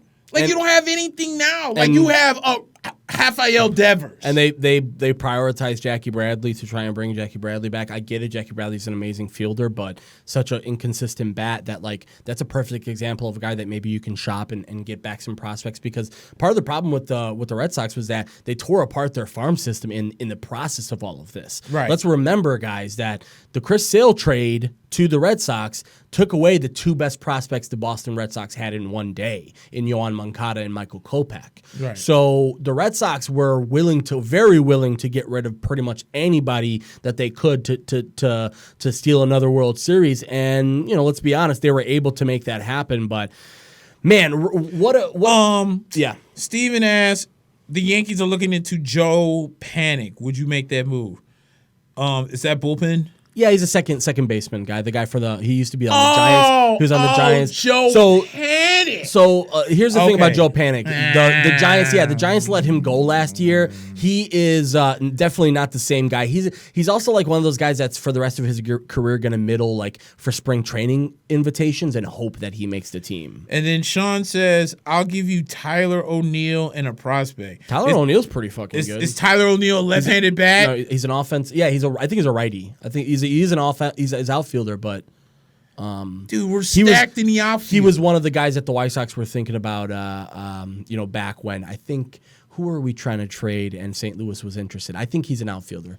I'll look it up for us, actually. Damn, dude. So, I don't know, another right-handed outfielder and a prospect for J. Happ. I mean, shit. I guess if you're going to take the full $17 million that he's owed, I mean, I would rather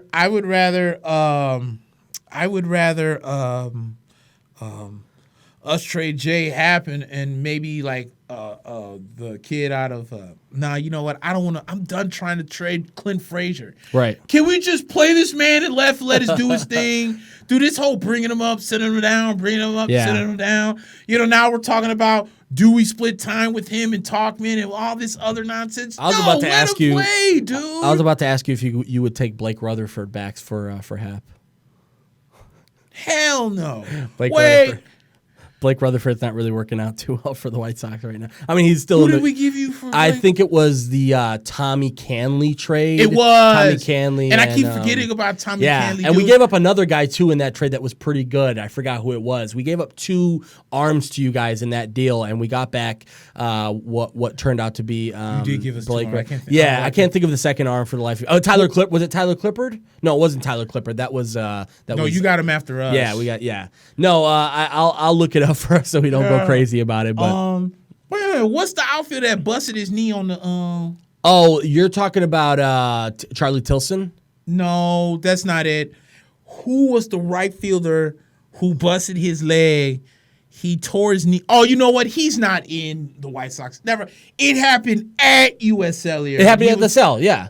That's what I was going to say. He's not on the White Sox, right? He's in Oakland because we gave it to Sonny Grad. I can't think of his name, but I know who you're talking about. I'm thinking about the wrong guy. Yeah, dude. I remember he was a big-time Yankees prospect, and then all of a sudden you're like, oh, well, here's Blake for Tommy Canley. But Tommy Canley last year was actually really flipping good. And I was going to say, Tommy Canley was fucking good for us. He didn't have faith in his fastball, so he was relying on his changeup too much, and he kept getting rocked. Last year, his arm, and I think he. Oh, was it David Robertson? It was David Robertson. We gave you guys back David Robertson and Tommy Canley. That's right. It was David. Yes, it was David Robertson and Tommy Canley. Man, that's just such a, as a White Sox fan, dude, that just made me feel so much better right now. I still can't believe you guys freaking traded. Yeah. Fernando Tatis Jr. I know, dude. Don't even bring that up anymore. But I mean, I guess in fairness, though, you did make up for it by bringing in Yoán Moncada. So yeah. I remember when he chose the Red Sox over the Yankees, I was like, dude, you just committed because he was out of the international pool, right? Yeah. But we got this young kid, Jason Dominguez, who's like this young, can't miss 16-year-old prospect. I cannot wait. And by the way, I read an Athletic article about that. I think it was a couple weeks ago that said if you're not ready for teenage baseball players, then you better get ready, because in another 2 or 3 years, we're going to start to see a lot more 18, 19, 20-year-old guys in the major leagues, barely had any experience in AAA or AA. We're going to start to see that, because this is where the league is trending now, because it used to be that, by the way, these minor leaguers are getting paid unlivable wages. It's embarrassing what we're paying some of these double and AAA and single A guys. And we got away with it for so long that essentially you could afford to leave a guy in the minors for fucking 7 years if you wanted to. And what they're saying now is the value is so intrinsic within the person itself that if you have a guy that is so damn, like for example, like a Luis Robert for the White Sox, you know, they're saying that if the White Sox were in the position in 5 years that they were in 2 years ago, they will just bring up Robert right away and just say, why send the guy to AAA or AA? We know what he can do. He can rake. Let him go to spring training. And, you know, fuck this whole system of send him down to AAA or AA. So we'll see about that. But I'm telling you, if you're not ready for teenagers to be playing in the MLB, I know a lot of people get, you know, salty nuts about that, about how, you know, put him in the minors. He needs to work his way up. All right, we'll start to see how it works. But, you know, when you guys got guys like Victor Robles for the Nationals, and I'm telling people, hey, if you see Robert or you see Robert, I keep calling him Robert because it's so weird to have Robert as a last name. But if you think having Robert come up in a 20-year-old being this good in the majors, just look at Victor Robles for the Nationals. Yep. So you can see that there are examples of these guys in the major leagues right now who are so damn good that you just can't, you can't just throw them in the minor leagues anymore. So I'm keeping an eye right now on this Rams 49ers game because I have Robert Woods playing. Robert Woods right now, 2 targets, 2 receptions for 41 yards. Oh my God. This guy that I'm playing has Todd Gurley, and he is doing jack-ish. This dude has, it's 7-3 Rams, I think. Okay. Hold on a second. Wow. I think it's 7-3 Rams. And Todd Gurley, 5 rushing attempts, 14 yards right now. Dude, what is going on? I guess the 49ers, that's what you can expect. Is it 7-3? Hold on, let me double check and make sure. Yeah, I saw they were in the red zone too. Because, dude, this... Oh, the Rams? Yes, they are. Yeah, no, I got the same red zone alert that you did. Yes. So, it's 7-3 Rams with the lead. Hold on, the score app never lets me down. And by the way, guys, so it's 7-3 Rams, 46 seconds left in the first. Okay. It's 3rd and 1. The Rams have the ball. Would sound real nice right now. 13-yard strike. Jared Goff, Robert Woods. We'll take mark it. Yeah, dude. We'll take it. And if the ball goes to Gurley, I hope they slap him in the mouth. Hey, guys.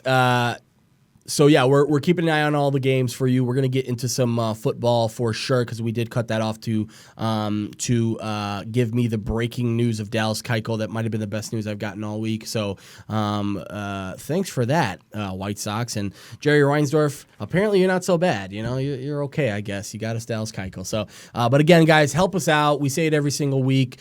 Share the show out, like all of our stuff. Definitely, share out the page, share out the videos. That really goes a long way, and we very much appreciate it. We already mentioned the platforms we're on Spotify now, so you can literally listen to us directly on Spotify. Check us out on iTunes. Again, that's where you leave the reviews. So leave us nice reviews, say nice things about us. That goes a long way for us. Christopher Brown says, if you want to know what's going on with Gurley, it's more likely due to his arthritic knees. It's interesting you mention that because remember they were actually talking about this man potentially retiring at the beginning of the year because his knees were so bad. So and did I hear correctly?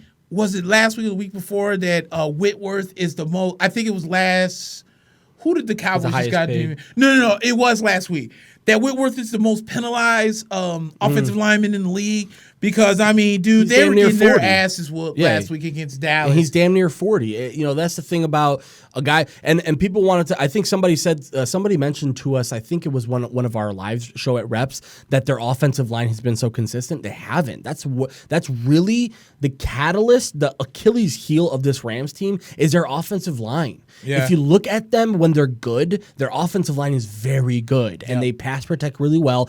And they're not like maulers. They don't maul you on the run blocking, right? Some teams, they get in your face, they hit you in the face mask. That's not their style. Their style is to get guys in space and sort of give you an opportunity to make a cut here or there. The problem with that is when you have a guy who can't make a cut effectively like that, it hurts you.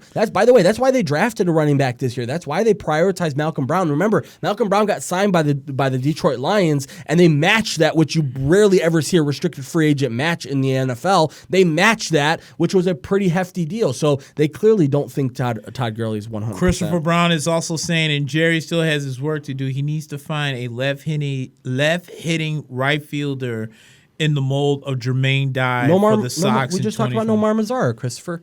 Nomar Mazara. We just talked about him. They traded Steele Walker for him. He's a left-handed guy who mashes righties. Doesn't really do well against lefty, but he mashes righties. He plays right field. He plays a decent right field. So they got that. You know, the problem is right now, if you're expecting a rock star out of that, there's no one left. And I'm gonna make Cowboys fans mad.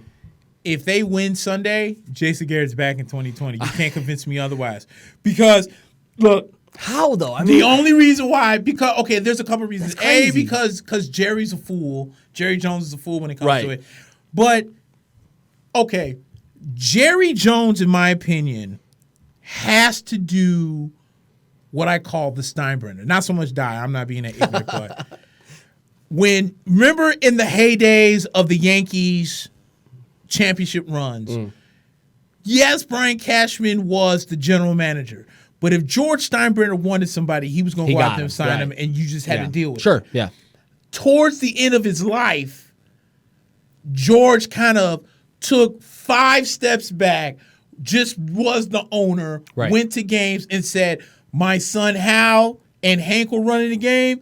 Brian is the general manager. Randy Levine is our president. They're running the team. I'm just the owner before he passed. Jerry Jones and Vince McMahon are both in the same boat. Right, yeah. Okay? Yeah. Jerry Jones will not step back and just be the owner of the Cowboys. Right. He's got to be the talent evaluator. He's got to be the GM. He's got to be the guy that makes the noise. You can't step back and let your sons run the team. It's an ego thing. It's an ego thing at this point. The same thing with Vince. Yeah.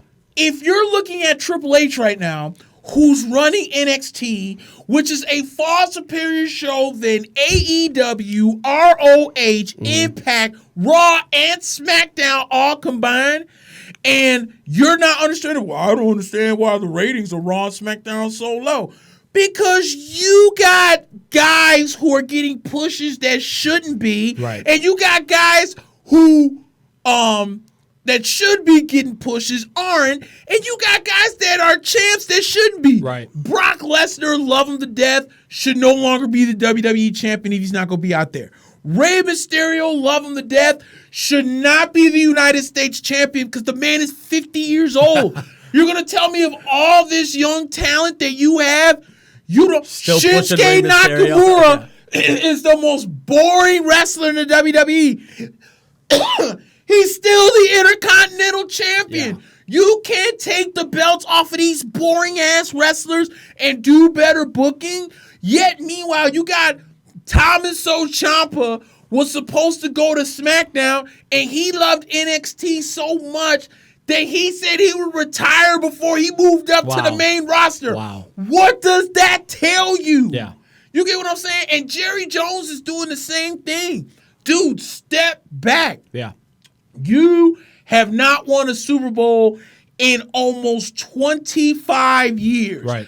You have run the show and for the last 25 years. And nothing has come of it. And the worst part is it's not because you think you can make good football decisions. It's literally only because you have an ego and you just want to be in the picture, you know?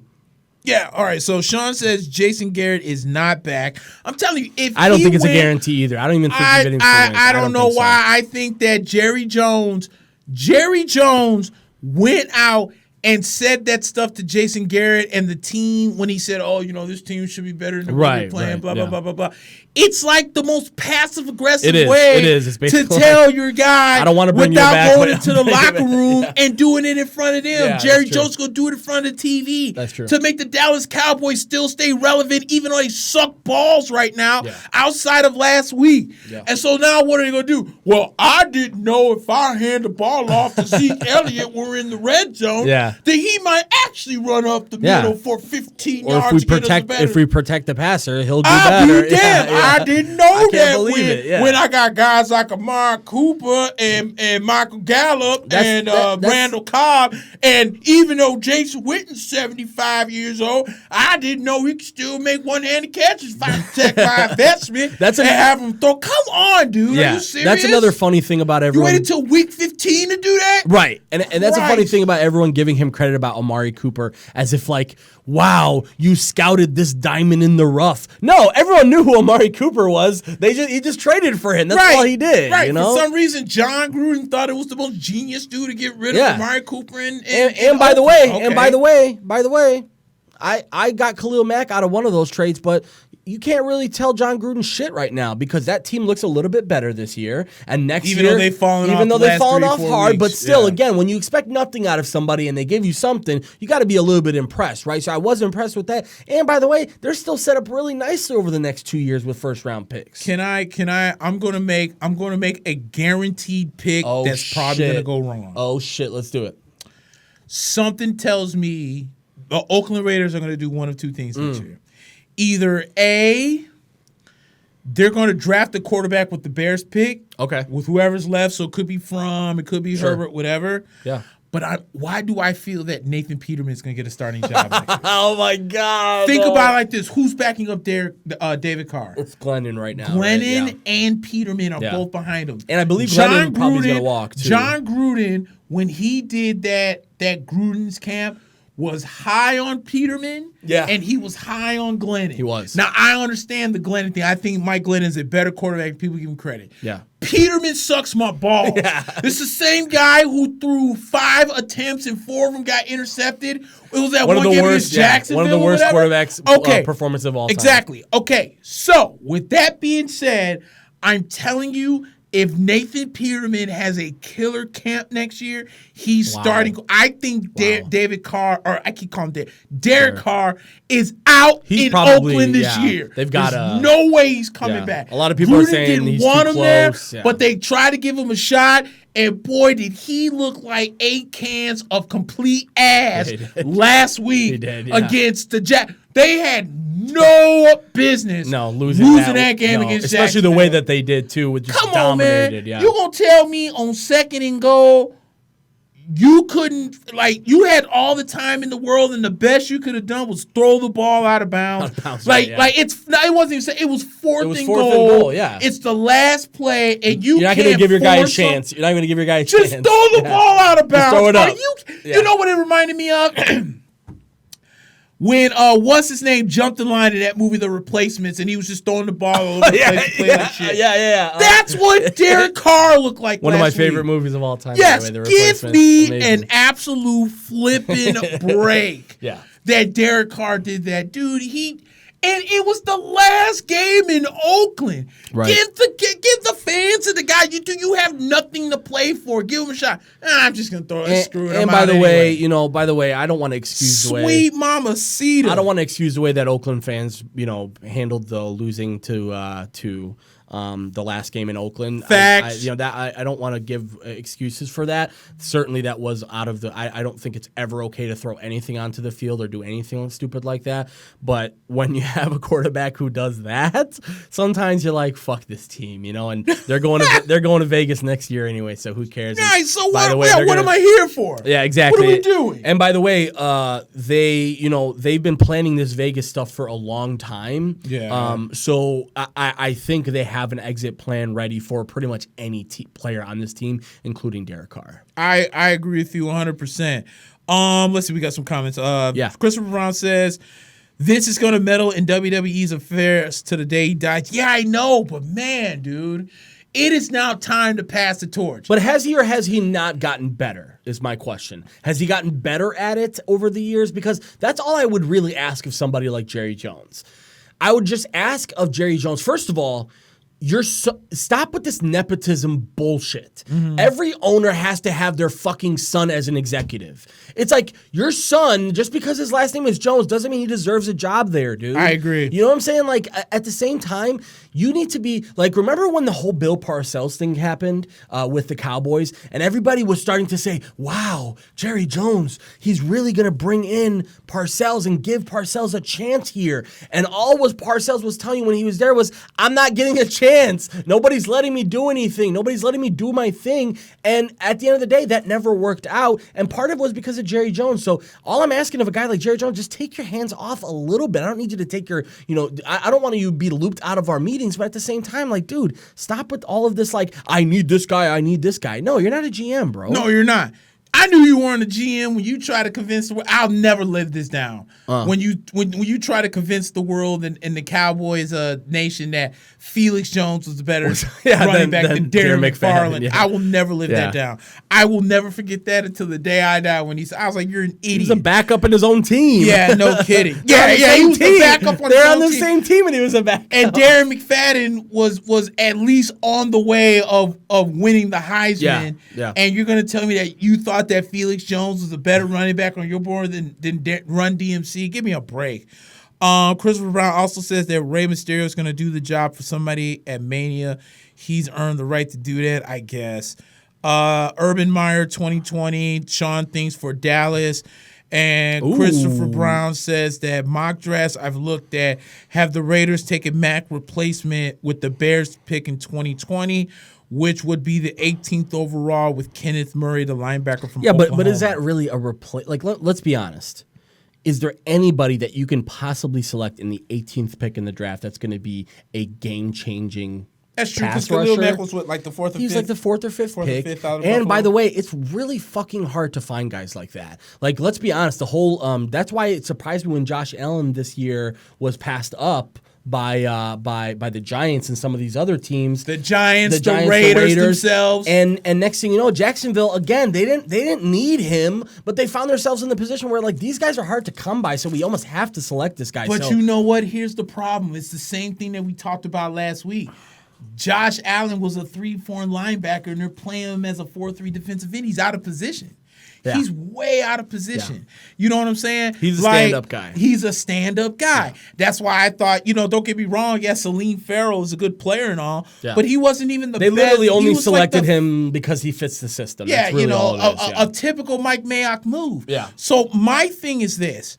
My thing is, and this is what I was thinking of because I just said it comes out of Buffalo. Isn't it funny that all these 3-4 linebackers that are monsters for the most part have come from like small Baltimore schools? or Buffalo, and basically they come out of these like smaller schools that you never heard of. Troy, DeMarcus Ware, that's true. Yeah. And then Buffalo for Khalil Mack.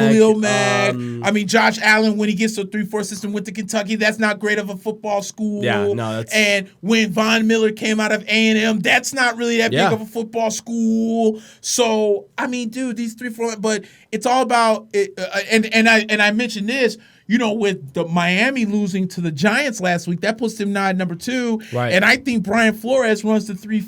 Mm-hmm. So now if you're Chase Young, you're thinking to yourself, okay, hold on a second. Maybe I do. I do. And that's why I'm a bigger fan of what the NFL does than I am with the NBA. Like, I like the lottery. Yeah. But I think a kid, if he knows that he's going to go somewhere, should, instead of taking the risk of what might happen. Yeah. Go. Because no offense, if Zion knew he was going to the New Orleans Pelicans, he might have. I'd have went back to Duke. I'd have went back to Duke. I'd have went back to Duke. He did a great job of pretending like he was okay with that. I don't know if you remember when he was in the building when they got the pick, and he played his best poker face. He was like, I can't wait to play in New Orleans. And this is why, and we keep talking about all this patience. Yeah. And it may not, It's okay. It's like what's that stuff? Molding, doing the pottery, clay right? pottery. So you get a big ass clump of clay. Yeah. And you're like, I'm supposed to make this into a pot, and you keep doing it, and you keep doing it, and it freaking falls over, and then you're starting to get pissed. Yeah. So then you do it again, and just looking like a blob. It doesn't look anything like. And somehow this blob of clay became a pot, right? Right. In the weirdest way you could think of, the New York Knicks are a piece of clay. Okay, I know Ja Morant yesterday just damn near put his nuts. He actually did. He did put his nuts right in the face of Kevin Love, and I think it's flipping hilarious, right? Very disrespectful. Let me tell you something about R.J. Barrett. R.J. Barrett right now can't shoot consistently. Right. He looked great against Atlanta, and so has the rest of the NBA. But consistently, he can't shoot. I think he's going to get better because Paul George couldn't shoot shit either when he was first in Indiana, and he got much better. Now, with that being said, I will say this with a straight face. If the Knicks get better and the fans and the Knicks first off, fire Steve Mills. You do whatever you want with Scott Perry, but I'm sure if one goes, the other's going. Right. So you got to fire Steve Mills, and you get rid of Steve Mills. And so now the Knicks just look like a piece of clay. R.J. Barrett is still best friends with Zion. Zion wanted to go to New York. You gonna tell me that R.J. Barrett said, like, look, I know we look like shit, but I guarantee you in 2-3 years we're gonna be good. So why Zion's down there wasting away in New Orleans like they give a shit down there? Yeah. He's like, hey man, you a free agent, come see me though. And I don't care. I've heard people say, well, what if New Orleans? I don't care if New Orleans wins the championship the next 3 years in a row. Zion is going to test free agency, and I'll tell you why he's going to test free agency. Because we've never seen a market as close to as big as Zion would be. But again, here's another thing about Zion, dude, and I don't want to come off as a hater by saying this, but Zion's not a guarantee, guys. Zion right now has to come out on the court and prove it that he is an NBA player. Like, I get it. The guy can jump out the gym, athletic freak, amazing basketball player. We're going to give you and concede that to you. But the guy hasn't played 1 minute in the NBA yet. Nope. By the way, they are going to hold him out more than likely until late January, possibly. I think the original timeline was mid-December. You know what would be a great idea? What's that? How about you just shut him down for the rest of the year? Or let me just say this. If you're going to shut him down for the rest of the year, then you've almost already said, okay, we don't need to do anything this season. You've got a guy like Lonzo Ball. You got some of these guys that are going to be playing for contracts. Brandon Ingram, a lot of guys that are going to be playing for their playing time later on. So yeah, do you want to see? You don't necessarily want to shut him down, but if you feel so strongly about being protective of the guy, why even play this garbage season, right? Right. So again, and Jalen Rose said this, and he got into a lot of trouble. He doesn't think that Zion will ever play 82 games in the NBA. I agree. I agree with him. As it is right now, the way that you look at this guy, he's way too, first of all, it's crazy to say, but he's way too bulky for the league right now. He's just, the problem with him is he has such great leaping ability that he doesn't notice being heavy or doesn't notice being a little bit, bigger than he should be. Right. And when that leaping ability goes away, it's going to be rough sledding for Zion if he doesn't find a shot. Right. So again, like I understand what you're saying. Like, yeah, the Knicks will have options in another couple years, but am I ready to say like Zion was the number one guy in this draft? Right? No, because you know why? I'm seeing Ja Morant, I've seen him a lot, and I'm guaranteeing you a lot of people are going to be really, because by the way, the Grizzlies weren't really super sold on Morant. They were not. It took them trading Conley to really understand, okay, we got to take this guy. But they almost thought about taking R.J. Barrett. They almost going to take R.J. Barrett, and they almost were going to trade the pick. Remember, people were saying, why don't we just trade the pick and just try and get assets back? And there was a couple teams who were almost close to trading for that pick. And there's going to be a lot of people really hurting themselves, including the Bulls, by the way. The Bulls are going to be, kicking themselves for not trying to make an effort to go and get Ja Morant, because you're seeing this kid every day on the floor, and his game is progressing so much, and the athleticism is there. And by the way, when the athleticism goes away, I think he'll be just fine. You can't really say the same about Zion right now. So let's not jump the gun quite yet about any rookie, by the way. You know, people will jump in the gun right now about Kobe White because he's had some rough stretches over the last couple of games. Well, Stan just said Kobe White is a beast. He's a beast, but here's what I will say about Kobe White. He's not a point guard. And that's my problem with this is the Bulls drafted him as a combo guard, and people are using this barometer of a point guard for him. Well, he doesn't do well about distributing, and he's not good at dribbling. And this is let me tell you something.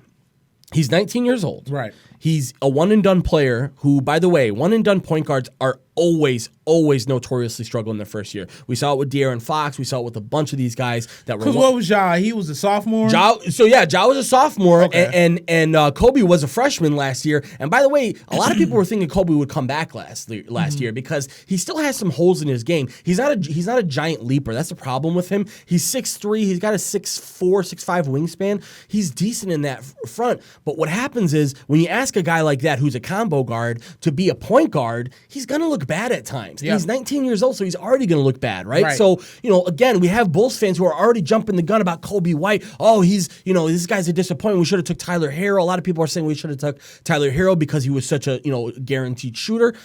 You don't know. You don't know, dude. Like when you see a guy like Kobe White and he's one of the fastest players in the draft, one of the quickest players in the draft, you take a shot on him. But he's not a point guard. So let's again, have the barometer be correct. He's a combo guard. I think he'll be fine eventually, but right now it's not. And you would think Bulls fans would know better because Ben Gordon was the same thing when they drafted him. Like he was the undersized shooting guard when he was at UConn, but he was so good at it. But, being an undersized shooting guard in college is kind of a step and above when a lot of these shooting guards nowadays are 6'6", 6'7". And let's be honest, I mean, it's not like Ben Gordon had the worst career. Ben Gordon had a pretty solid career. I mean, the problem was he was stuck on that Bulls team. That was a real problem with him. If he wasn't stuck on that Bulls, same thing with Jamal Crawford. Remember Jamal Crawford? Like nobody wanted him when he was with the Bulls. It was crazy. This guy was putting up 40-point games, and everyone was like, "Nah, get rid of him. We don't want him." And all he does, by the way, he's one of the only. I think he is the only player ever in history to have 4 50-point games 50-point games with 4 different teams. Yep. So this guy, and by the way, he's still trying to play. Nobody wants to pick him up. He still wants to play this year. He played last year with the Suns. Lakers haven't. I'm very the thing about the Lakers right now is you got Jared Dudley over freaking Jamal Crawford, and the problem with that is the Lakers are doing so well right now that it's almost like, dude, don't change anything right now. Let's just keep going with this because the Lakers, they look like not only a playoff team, but they look playoff ready. Like they look like a team that's ready to play a playoff series right now, and that's very rare to see in the first 3 months of an NBA season. But guys, again, PodRiver.com is the network, guys. You already know. I've already told you guys to help us out. Go to iTunes and do us a favor. Say nice things about us. And if you're watching right now, share the show. Share the show. Share the show right now, guys. Do us a favor. Favor. It only takes a second. Share the show. Help us out here. And again, iTunes definitely goes a long way for us too. Yeah, and that Spotify too. As a matter of fact, pull it up on Spotify and then just walk around with the gym with no headphones on and be like, these are my buddies. Man, who are these two geniuses on your phone? They sound really knowledgeable. Yeah, so do that for us, guys. And by the way, if you're on Spotify and you are listening to us on Spotify, subscribe to us. Yes. And say nice. And I think you can still do ratings there, and I think you can still, with a like or a thumbs up it. So do us a favor, do that. And again, guys, go to you can see all of our shows on the network at podriver.com. As you guys know, Boss to Boss with Mira Wieslow, really great podcast, as well as Local Level with Steve Wiley, our producer, and Local Level focuses a little bit more on like local businesses and stuff like that. Lots of really cool, interesting stuff about local business here in the Northwest suburbs. And then we also have a new food show coming to the network. It's called Chow Time with the Biker Dude. Trust me, guys, it's going to be really cool and a fun little addition to the network. So we're super excited about that. So again, guys, make sure to subscribe on iTunes, leave a review, and MackandBlack.com, of course. And again, guys, you know that we are sponsored by Intrinsic Marketing. If you guys have an idea that you want to grow, trust me, you want to check out Intrinsic Marketing, website design and hosting, brand development, and basically everything that you need to build your business is it is a one-stop shop. So do us a favor, contact Intrinsic Marketing to get started. It's intrinsicchicago.com is the website, INTRINSIC, Chicago, you know how to spell that, .com. Yeah, we got the pinned comment about the podcast being on Apple. I can't believe people still have iPhones. Yes, sir. I'm a forever hate on people with iPhones. Like iPhone technology is like 2 years after freaking Android. And they're like, oh, look, we got a wide angle camera. So do I when I had the Note. Dude, you know what? In fairness, though, I've been all over T-Mobile when they do their little contest because, like, I like this phone. Don't get me wrong. I think this phone's a beast. Mm-hmm. I just think that I would be, like, conquering the world if I had the Note 10 5G that thing is sick, plus. Man, dude, I swear. So either I need to play the patient game myself and wait for the Note 11 to come out, and then I just be like, look, if I win it, then what I can do is I could be the noble son. I will transfer all my pictures and stuff here because I got a lot of pictures and memes and stuff on my phone. Transfer it to the Note G. I mean the Note 10 Plus. Factory reset this so everything's off, and just give this phone to my mother because nice. Like my mom's still rocking with the S3. Mom's a trooper. Man, dude, a whole trooper. But she's more of a tablet person than a phone person. Apparently. My mom too. Yeah, dude. Yeah. So like she's like, oh, there's something wrong with my phone. I'm like, yeah, it's 10 years too late. That's what's wrong with it. And, moms are just like, no, I'll be fine. Don't worry. I can still make calls. I can still make calls. Like, yeah. Dude, I love my mother to death. But, like, last week, she was complaining she couldn't find some knife. Like, some little-ass knife. She's like, I'm like, why don't you use the big monster that I use? I don't like that knife. I'm like, it's a beast. She wants her knife, It's like John Henry. Yeah, she wants the old fictional of John Henry. Yeah. Why don't you use the freaking jackhammer? No, I use my 2 arms. The only difference is that knife's not making her a better chopper than me. I can tell you that much, but I understand. Leave mom alone. She's got her own.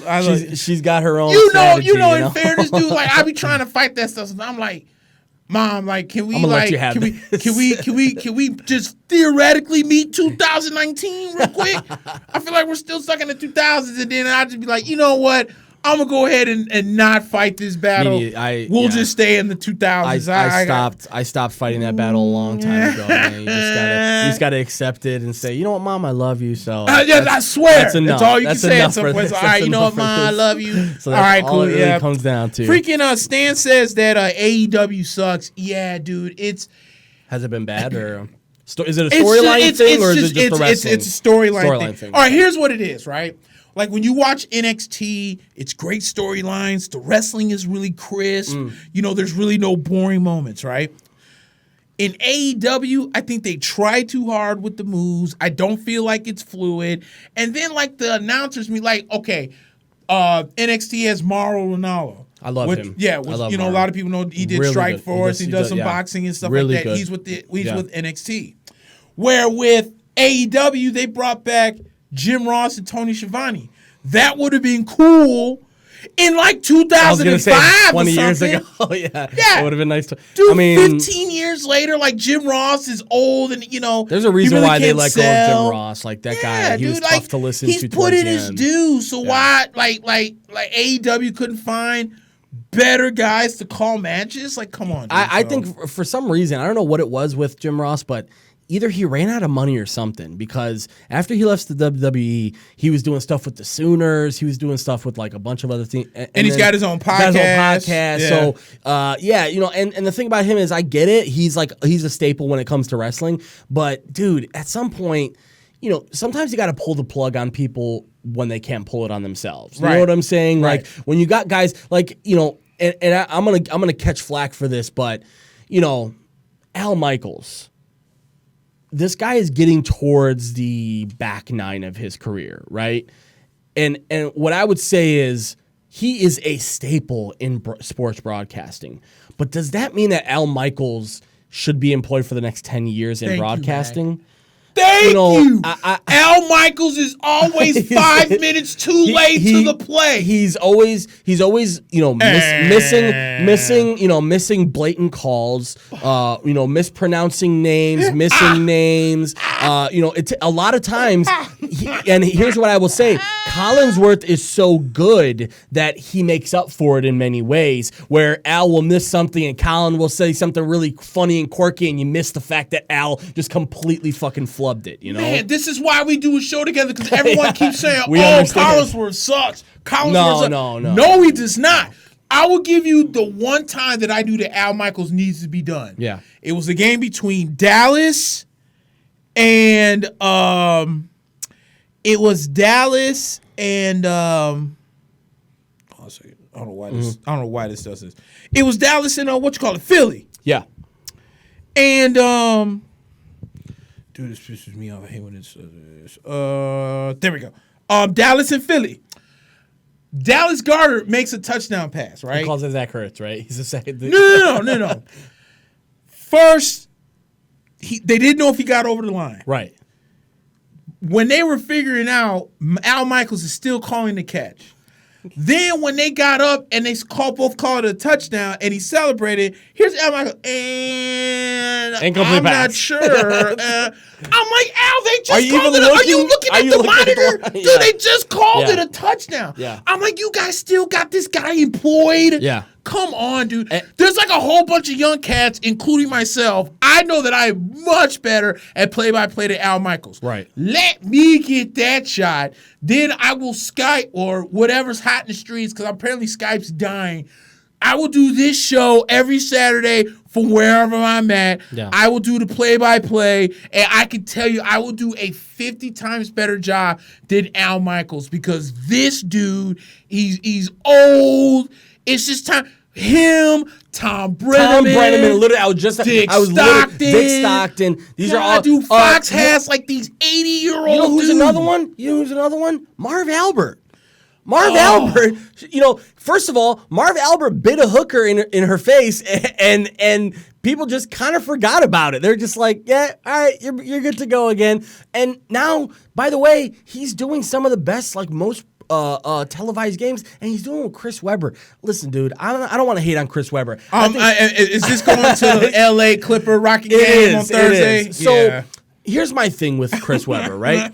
Chris Webber, I think, is a terrific studio analyst. I agree. I think he does a great job in the studio. I want to say Steve Smith and him have an NBA segment. I think it's like a players only or something like that. Mm-hmm. They do a terrific job in the studio. Right.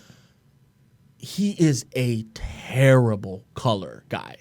And him being with Marv Albert is even worse and more awkward, because here's another thing. When you have a guy like Marv Albert, say what you want about Stacey King, right? People hate Stacey King. I don't. I think he's okay. That's fine. But here's what I will say. When Neil Funk sucks, which is a lot. Yeah. Stacey King bails him out a lot by being funny, by doing this, There's by only doing 50 that. Games left with that. Exactly. So when you have a guy next to you that makes you look better, it's good. But when you have a guy like Chris Webber, who, by the way, makes a mistake here or there, and Marv Albert's just not sharp enough to be there on the spot, Johnny on the spot. And you also have Marv Albert. By the way, I think during that broadcast, they were going back and forth in the conversation, and Chris Webber had said something like, yeah, Marv, made some comment, and Marv Albert just doesn't respond and just keeps going with the game. Like, dude, I get it. He's an old school broadcaster. He believes I'm focused on the game. I remember what you were talking about, and I think it took Marv like 5 to 7 minutes to really even realize that he had just said. It had to have been the producer. I had to have been the producer in his ear. Like, Marv, did you not hear that Chris was talking to you about something? He made some reference, and you didn't. You basically just completely ignored him and talked about the game. Yeah. So it's like and I'll be honest with you, man. I've never really came out and said this, but I used to have this really big passion that I wanted to be a broadcaster. Mm-hmm. And then I started realizing, there's other avenues, you could do other things, which is really cool, and that's why we get to do what we do now, which is awesome. But when you realize that the broadcasting world is just this good old boys club of guys who basically just stick around for 25 fucking years, and you literally have to pry their hands off of the microphone to get them out of the booth. And there's I'll give you an example of it right now. Jason Benetti, the White Sox play-by-play guy, he's amazing. The problem is There's no spots for him because you got guys like fucking Bill Walton and all these other guys who are still doing games when it's like, dude, it's time to move on, and we don't necessarily clear out those types of guys the way we should. Is what's his name still doing games for the Sox? Hawk? No, he's not. No. Oh. For the radio side. Are you talking about so the radio is... As soon as you say it, I'll know. As soon as you say it. One of them is my buddy, so I should be able to say it, but no, the older guy. You talk about the older... Oh, Ed Farmer. Is he still doing games? Yes. God awful, dude. And you know how bad... It makes him sound so unbearable because it sounds bad. like it's him. Is it him and still Jackson? Darren Jackson. I don't know why. Darren Jackson, I'm sorry. Darren's a really nice guy. He and I got to know each other at the White Sox. He might be a cool dude, he's but he's just so boring. Here's the problem with Ed Farmer. He's also like still on this old school like, don't celebrate, you know. Yeah, but the problem was the White Sox now have become the let's celebrate team. So it's like almost awkward for him to be like all curmudgeon-y old man about something, but then you have Tim Anderson bat flipping into the universe, you know? So that's even the tougher part is like, I like that Darren Jackson, he's sort of come around to being like, you know what, like, just because we didn't have fun playing the game when we played it doesn't mean these kids shouldn't be able to have fun. Right. And I love that DJ was like that because Ed Farmer, say what you want, but again, Ed Farmer's a perfect example of just a guy that's like, he's a good old boy. He knows Jerry Reinsdorf really well. He knows the White Sox really well. And he's just going to be there until he can't talk anymore. Yeah. And that's the tough part about broadcasting is like there's not new jobs opening up every year. Jason Benetti has been on the White Sox radar for 10 years. It's just that Hawk has never really given up the microphone. And thankfully, a couple years ago, they forced him to give it. By the way, that wasn't a voluntary thing. They made the exit of Hawk Harrelson, they made it seem like it was a mutual thing. Hawk never wanted to leave. Hawk wanted to stay. The problem was Hawk only wanted to do home games. Yeah. And he only wanted to go on limited road trips. And they basically said like, yo, you're not even that good. Like you can't even come here making these types of, but he did win he won the, I think it's the Howard Frick Award. It's I think it's like the Hall of Fame equivalent for announcers. So good for him. Congratulations. You're sitting at home and enjoying life, but please don't ever come back to broadcasting, please. Christopher Brown says the number one announcer pairing that needs to go is obviously Buck and Aikman.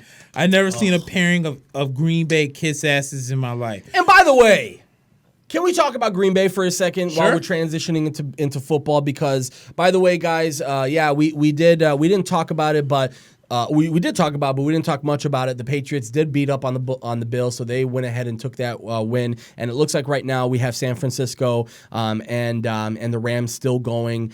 But I want to talk about the Packers a little bit. Dude, hold on. Can the Niners stop giving up freaking TD runs to Gurley? Oh, they gave He's it got up. 2. Oh, he's got 2 already. God bless. What's the score? It's 21-17. Rams are beating San Francisco. All right, I guess we talked a little bit too early I on the need Rams. Ezekiel Elliott to freaking just even eat. I need him to indulge. Which is very possible because they're gonna throw the ball a whole shit ton against the Eagles, but you're gonna need Zeke to be good. But true. So the Bears play the Packers and lose to the Packers. Right. Disappointing game, obviously, but you can't help but notice a couple of very blatant referee calls against the Bears. And this isn't the first time it's happened for the Packers. Right. The Vikings had it in one of their games. The Lions had it in one of their games. We saw this, I think, in one of the Broncos games or some of those games that was in Lambeau. The referees really like the Packers for some reason. I'm not trying to say there's some conspiracy here, but I'm just trying to say that the Packers this year, I don't think I've seen a luckier team when it comes to some of the bounces and some of the things that have happened to them. You know, you've seen a couple of games where they literally don't show up and they lose, and you're like, "Whoa, who is this team?" And like against the Chargers, or even remember when they shit the bed against the Eagles? And we were talking about like, how the hell did they do that? Maybe they're not that good. And then you start to look at some of these other games, and you're like, wow, they're starting to get a lot of bounces coming their way. And I'm not just talking about, like, the referees are conspiring to help them. I'm saying sometimes you get the ball bouncing your way. Right. Sometimes that's just the chemistry of the universe sometimes. Right. So things are really working well for the Packers right now. Like, a lot of things are working well for them. You know, we had one that happened early in the first quarter where the Bears are fielding a punt. The Packers are fielding a punt, the Bears are defending. And Cordero Patterson basically basically hits, has a perfectly timed hit on the punt returner. They call a flag. They look at the flag. It's clearly not a flag, and they still let the flag go on the field. By the way, the Bears recovered a fumble on that play. Could have been a game-changing play for them. Pass interference calls, roughing the passer calls, holding calls. These are all things that were really tough to come by in that game. So the Bears did lose, and I'm not trying to make excuses for them because, quite frankly, we talked about it earlier in the show. I don't think Matt Nagy did a good enough job of game planning for this game, and didn't stick to his guns. We talked about how they did a lot of I formation, a lot of 2 tight end stuff, a lot of fullback stuff, and they just went away from that in the Packers game. And unfortunately for the Bears, they came up on the losing end of that game, and even worse, obviously eliminated from the playoffs. But they didn't have much of a chance to begin with, so I guess we can't talk too much about that. But yeah, the Packers right now, I'm saying all this in long form to say these teams that this happens to in the regular season, they tend to go into the playoffs and go like, what happened to this team? Mm-hmm. And I'm seeing that. I'm not trying to put bad juju. I mean, I am. I don't care about the Packers, but some of these teams that you see have an amazing regular season, sometimes they go into the playoffs and it's like, how did you even make it here? Right. And I do see that in a way because honestly, dude, the Packers were very beatable in that game against the Bears. Very beatable. The Bears just didn't really have it. Game plan wise, and they still could have won that game. And they were one. If I was paying attention 3 seconds earlier away from tying that game on that second to last Hail Mary, right? That Hail Mary went right through his hands, and he had 2 feet in the back of that end zone. And the worst, and we also had one against the Packers where literally we could have had like a Stanford, band type play where on the last play of the game, and people are like going to look at the screenshots where there was a couple of screenshots of basically all Green and all Jasper Horsted had to do was basically pitch the ball, and we would have won that game, or we would have been put in the position to tie that game, by the way, because we're still down by 8. But yeah, I mean, I'm not gonna do the sour grapes thing and say this is bad. No, I'm trying to say that a lot of things are going really well for the Packers right now. And what's going to happen when some of that stuff starts going and going against them? Yep. And we'll see that first. I don't anticipate either team this week. I think Minnesota has already said they're going to hold out Dalvin Cook. And I think the Packers have already said that they're going to have a short leash on a lot of their starters as well. Don't say that. Yeah, so I got Aaron Jones going. But here's the thing. The Packers still want the 1 seed. They still would like the 1 seed. I just don't know how in it they are right now. Obviously, they would need San Francisco to lose tonight, which would really help their cause. But if San Francisco does lose tonight, you might as well, if you're the Packers, say, fuck it, let's go all in. Let's try and get that 1 seed. So we'll see what happens. But again, I'm just... I'm not trying to sound like a salty ex-girlfriend, but it's just like, dude, at some point, when are you going to start to rely on, good football and not, just like really, really good and convenient play calls and penalties and stuff like that. Right. So, so again, guys, the week 16 has already kicked off here. Rams and 49ers, we're keeping a close eye on. Both of us have fantasy repercussions. Huge fantasy implications so, in this game. We'll keep it there. Come on, Goff. Throw a deep touchdown pass to Robert Woods. Stop giving the goddamn ball to Gurley. And by the way, I think, you can't run with your knee. Goff just threw a 50-yard pick six to the 49ers. So I don't care about that. Well, that helps you, if anything, because now they're going to have to come back and try and throw the ball some more. Yeah. I hope you throw that ball to Cup to realize stop throwing it to Cup. Yeah, throw the rock and throw it to Woods. Throw it to the Woods, yeah. So let's just jump into the 12 o'clock window, Nick. Yes, sir. Because I do want to, by the way, talk a little bit of UFC before we get out of here. So, yes, we can do that. Let's because I most definitely watched. Dude, I was. Did you watch the one that happened last night? I was driving. Oh no, I looked it was this morning. We were talking about last week, right? Yeah. Oh, I was talking about last week. Yeah, I know. So there was that one. They were in Busan, I think is what it's called, Busan, South Korea, and the card started. Get this, 3 a.m. last night. Yeah, great. Because I woke up this morning and I noticed. Oh, so the Korean Zombie beat what's his name? Frankie Edgar. Yeah. Oh, I wasn't interested in watching that fight. And the best part is, apparently they had the choice of like South Korea had offered them, maybe we can, if you want, we can move the timing around because it's not that big of a deal for people to show up a little bit late or a little bit early here, but you be able to broadcast it at a decent time in the United States. And the UFC said no, they prioritize ticket sales and some of that stuff over TV, I guess. The UFC just doesn't really care about that, quite frankly. They say if you're gonna watch it, watch it. If you're not gonna watch it, don't watch it. I watched a lot of the card today after missing it. It was a good card. It's a shame. Mm-hmm. It's a shame. You have good fighters on this card that really are unknown, and it's a really nice opportunity for you to be able to watch fighters like this, and you can't because you got to wake up at 3 a.m. to fucking watch it. It's crazy. Yeah, dude. I did a little impromptu show on Wednesday. Yeah, and my one buddy was like, he's like, hey, can we talk about the UFC fight? And it felt so good to be like, sure, because I watched most of the card. Yeah. And good card too. Yeah, dude, he was talking about, he was like, so what did you think of Usman and Covington and this and that? Yeah, we're definitely going to get into that. Yeah, we'll get into that. So, yeah, no, I had my views. There was one fight. I don't know for the life of me why I couldn't think of whatever that, was it featherweight? Whatever that, not featherweight, because that's the one Cejudo had. What's the one, the Australian dude that won? Oh yeah, I believe it's Alexander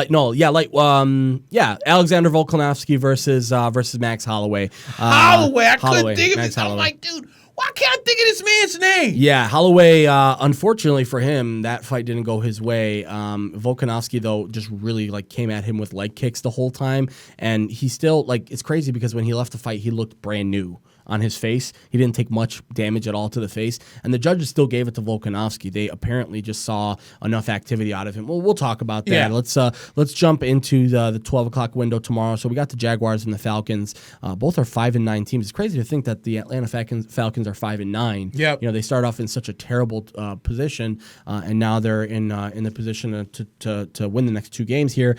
They are hosting the Jacksonville Jaguars, and they're 7.5 point favorites after they're a couple of strong showings. They're not winning every game the last 4 or 5 weeks, but they've won games and they've lost games and they've been in games, which is good. So that's what you should be feeling confident if you're a Falcons fan that yes, injuries did have a lot to do with them, shitting the bed earlier this year because they were really in really bad position. In the last 2 years, let's be honest. Remember last year they lost Deion Jones, Keanu Neal. They lost him again this year. Yeah, and then they lost him within the first 3 weeks last year. So understandable now, but yeah, I'm gonna have to say Atlanta has the leg up in this game. I think, especially after last week, where nobody's expecting that, right? You're not expecting them to be able to beat a team like it was the 49ers, right? Yeah, so you're not expecting that the 49ers are going to be giving up a last-second touchdown like that. And credit to Dan Quinn, by the way. He had every opportunity to play conservative, and he decided not to, which is really good for him. So, and word on the street is that Atlanta's actually playing – they said they're playing this hard because they don't want Dan Quinn to be fired. Right, so which it sounds like there's a great chance of him. And it sounds like they saved his job. Sounds like they saved his job, So, and we talked about this off air, but, the Jaguars fired Tom Coughlin. Right. And so now everyone's like, oh, now we can put the clocks back. So I guess Tom Coughlin making people be on time for meetings was such a terrible thing in this day and age of the wussification of America. You love him. You love him when he's there and everything going well. You love him, but now we're having a tough season. No, we don't like that anymore. And where's the lie? Okay, we were talking about this earlier, about giving up on young quarterbacks. Yeah. How have the Jacksonville Jaguars been doing since, everyone blamed Blake Bortles for being the reason why they were so bad, but nobody wanted to give credit to him when the defense and the run game and everybody was on the same flipping page when they were literally one good drive away from upsetting the New England Patriots to get into the AFC Championship. And by the way, it would have been a nice Super Bowl for them too. Right, and what did Tom Coughlin do the next year? Called out Leonard Fournette's stupid ass for being so flippin' lazy. Right. But then everyone said, Tom Coughlin's so tough and Blake Bortles suck. Well, they still blow, and Leonard Fournette's still effing lazy. And then you went out and spent all this money on Nick Foles, and then Doug Marone's stupid dumbass, who somehow has a job, who somehow still has his job, thought, well, the Jaguars really, I don't think, are playing the way we want to with Gardner Minshew. The fans aren't coming out with mustaches because of Gardner Minshew. Right, exactly. So let's go ahead and bring back out Nick Foles. And that idiot didn't last a half when the Bucks got his ass, and then now all of a sudden, well, I guess we'll play Gardner Minshew. Yeah. You're an idiot, dude. Let's see what we have in him. Oh, now you want to see what you have in him. Yeah, as much as it pains me to say that, I mean, look, I'll give Jacksonville this. What did I say about them last week? I would pick Oakland, but low-key I'm rooting for Jacksonville because I needed Oakland to lose for this $100 bet. Yeah. I'm in the same boat again. I think Atlanta's going to win, but low-key I want Jacksonville to win because I just don't want Atlanta to creep up to us in second place. I love to talk shit and be like, we at least finish last. Yeah, that'd be nice. Yeah. So I'll take Atlanta. But Jacksonville. But in my heart of hearts, I will take that L for a Jacksonville W. We'll take whatever we can get at this You know what I'm saying? All right, yeah. So next in the 12 o'clock window is a AFC South matchup. The Baltimore Ravens take on the Cleveland Browns in Cleveland. Obviously, 10-point favorites are Baltimore. You know, I'm having a hard time kind of understanding what Baltimore does in this game. Mm-hmm. Like, you're 12-2. I think at this point you're probably in the clear right now for the number one seed. I think right now. Yeah, because New England would be 11-3. 11-3 still, and then you're. Who am I forgetting? What? Kansas City. I think is the only other thing that's close, right? And they're still at 10, and I think they're at.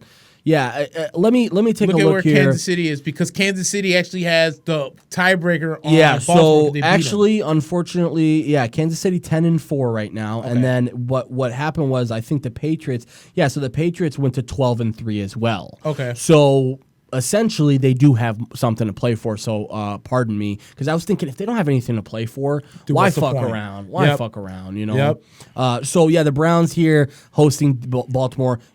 Either way you put it here, I don't see Cleveland doing a ton in this game. Next game. Yeah. You already, right Baltimore, over to Baltimore. Okay. Don't need to break that one down. Tennessee. The only thing you can break down about that last game is the fact that Cleveland beat Baltimore early in the year. They did. How the tide has changed I know. over 2 months. And by the way, remember when they lost that game, that's when people start to say, maybe we jumped the gun on Lamar. Maybe he's not as good as we thought he was. Because remember, they had that. It was Kansas City and Cleveland. Yep.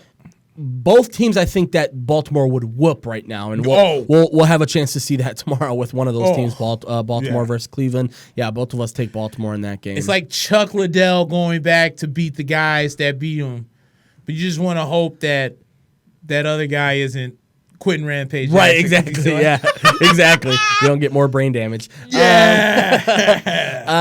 So next 12 o'clock window game, guys, we got the Tennessee Titans, fresh off a loss, which essentially, I think it killed their playoff chances in general because right now it would be really tough for. Actually, technically, I shouldn't say that. They're not eliminated. They're 8-6 right now, and they're probably in a position where they, might be able to put up still a wild card spot here. Yeah, that 6th spot is not locked in with Pittsburgh yet. With Pittsburgh, right? Okay, yeah. So the Houston win locked them for the South. For the South, right? But they still need to win these next 2 games to at least get a sniff against Pittsburgh. Okay, so Tennessee does have something to play for. New Orleans 11-3, maybe a little less to play for, I guess, but the number one spot. Again, we talked about it with Green Bay too. They're 11-3. Green Bay's 11-3 going in tonight. It's 11-3. San Francisco, they might lose, so that would be. Seattle is 11-3. So you got 14, and you still got Minnesota bringing up the rear this week too. So yep. So 2.5-point favorites are New Orleans on the road here. I really right now. I see Tennessee as maybe the team that has a little bit more to play for here, but I see New Orleans as a team that maybe looks at this game as a little bit of a let's just keep our guys in the groove of playing football here. Even if we do lose this game, it's not going to kill us. Especially with a head coach like Sean Payton, he's probably looking ahead at this point. I would expect New Orleans to come in and probably win this game, but I'm not going to be surprised in the least if they lose. I'm gonna need Tennessee's defense to at least give up 1 touchdown and 4. The same thing that Houston did to us. I'm gonna need Tennessee to do to Drew Brees. Just so I can win this fantasy championship. Other fantasy championship. So for fantasy purposes, I'm taking Tennessee. We'll take right. It. All right. That's right. All right. Another AFC South team is hosting 6-8 Indianapolis. Indianapolis season just went down the drain. Those injuries to wide receivers. It did. Yeah. T.Y. Hilton hurt them, and then they lost Eric Pascal, and then Eric Ebron out for the season. They've had injuries all over the defense. Marlon Mack is in and out. Yeah. And then Darius you got Leonard missed 4 games. Yeah. Yeah, and you got the 5-9 Carolina Panthers going into Indianapolis here. Indianapolis is a 6.5-point favorite. The wheels have completely fallen off in Carolina. The whole Ron Rivera thing seemed like a little bit of a scapegoat when they let go of him, but I can understand it now because you start to see some of the things that they're able to do. By the way, Kyle Allen is not good. Let's just he's not. Let's just get that off the table right off the bat. And Bears fans, let's go ahead and stop putting coal in the diesel train of that Cam Newton to the Bears. Dude, the Carolina Panthers at this point would be idiots to trade him if you don't have a formidable replacement for him. Especially after you've seen what Kyle Allen has done over the last 4 or 5 weeks. This kid is not I would ready. almost hug Cam Newton and squeeze him tight till he doesn't. You feel what I'm saying? We'll extend you. What's that old saying? You don't know what you got till it's gone. Yeah. And by the way, I mean, it's not like Kyle Allen was doing that amazingly when he was doing just enough for them to win some games and just enough for them to stay in some games. But man, over the last couple of weeks, he's looked really bad, turning over the ball a lot, not able to make simple throws at some times. Yeah, because if C-Mac ain't running that ball, it's over. Yeah, poor kid. I feel bad for him more and more every week now, which, I talked about it before the season. Carolina, dude, they had a lot of question marks going into the season, and if you end the season as bad as they're ending it right now, dude, you can't waste Christian's next 2 years here. Yep. You really, really need, especially I think they have to start to think about extension after next year. So you better start thinking about win now mode for them next year. That doesn't involve trading Cam Newton. But hell no. As far as this game is concerned, I'm going to take Indianapolis. I'm taking Indianapolis. Yeah, as bad as things have gone for them, I just can't see them shitting the bed at home against the Panthers. That's right.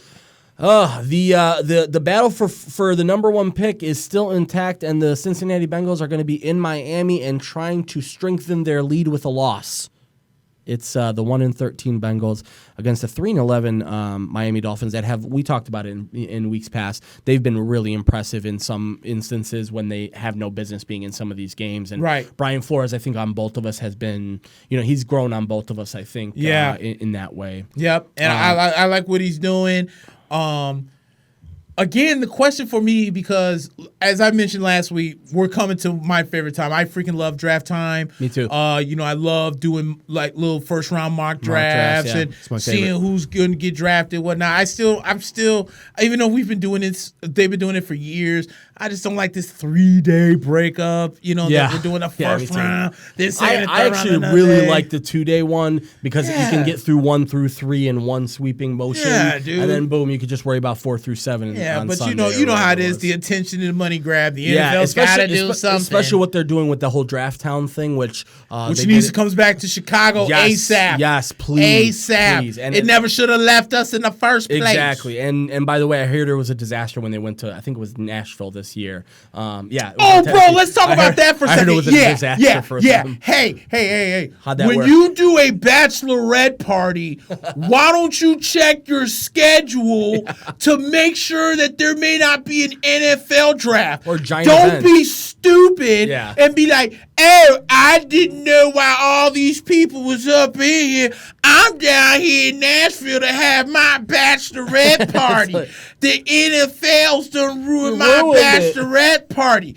Goof ass. How about you just go in there and just pick a team and just ride with it? Yeah. So you can just be in there like, sure, I like Dallas. Them drunk jackasses isn't going to figure it out. Right. They're not going to ask you no questions. No. You just went up into some shit kicker's bar and then they're like, yeah, so you're like Zeke Elliott. Just say yes. They're not going to do the smack by that Or point. do better planning. As simple as that. Dude, freaking Nashville is country white people's Vegas. Oh, yeah, it is. Of course it was going to be jam-packed smack for them to go in there. And by the way, they had shut down, I think, one of the main streets in Nashville that day for the draft, and apparently it caused a bunch of logistical nightmares. Dude, just come back to Chicago. We got a whole part Literally, and we're used to this kind of stuff. Literally, the whole park and the whole city didn't even blink. The city didn't even go like, "Is there the draft in town?" No one even noticed. There was like, no shootings, no nothing. Everybody was chill. Yeah. There was no even fights. Let's be honest. Even like traffic, like when Lala's in town, it was fucking nuts. But when the draft was in town, by the way, when the draft comes to town, I get extra work for my photography gigs, so I'm happy for that. But it wasn't one iota of a difference between just regular downtown Chicago and downtown Chicago with the draft. The only two places that, well, it was already in Dallas. The only place that it should probably go from this day forward is Vegas because of all the hoopla. And that new maybe stadium. LA. And so then in 2023, there should be an announcement that the NFL draft is coming back to Chicago, and there should be no debate. Atlanta doesn't need it. No. New Orleans doesn't need it. Yeah. Cleveland doesn't need it. No, even Chicago. Even a lot of people say, "Well, we got to get it in a warm weather stadium or a warm weather city." Who cares? Who cares? Wear a freaking jacket. Yeah, it's in April. If you can wear a goddamn jacket to a Bears game or a Packers game where it's gonna be below cold, you can't just walk around with a coat on with your favorite team. Dude, piss off with that. Yeah, it's nonsense. Yeah, idiots. Dude, those two white girls went on there. I know they got the lashing of their life, dude. They were memes on the internet. You know they learned their lesson too. They're like, how about you pay attention next time? Next time I'll pay attention. Go to New Orleans next time. But Genius. So the loser of this game on Sunday between Cincinnati and Miami probably has a really good shot at the number one pick. Even if Miami loses, there'll still be, I believe, a game behind them. So these are probably 1 through 2 or 3 either way. But I'm going to take Miami because they're at home and they seem a little bit more motivated right now. Cincinnati can't wait to send Roger Goodell's dumbass hell up there yeah. to say, and by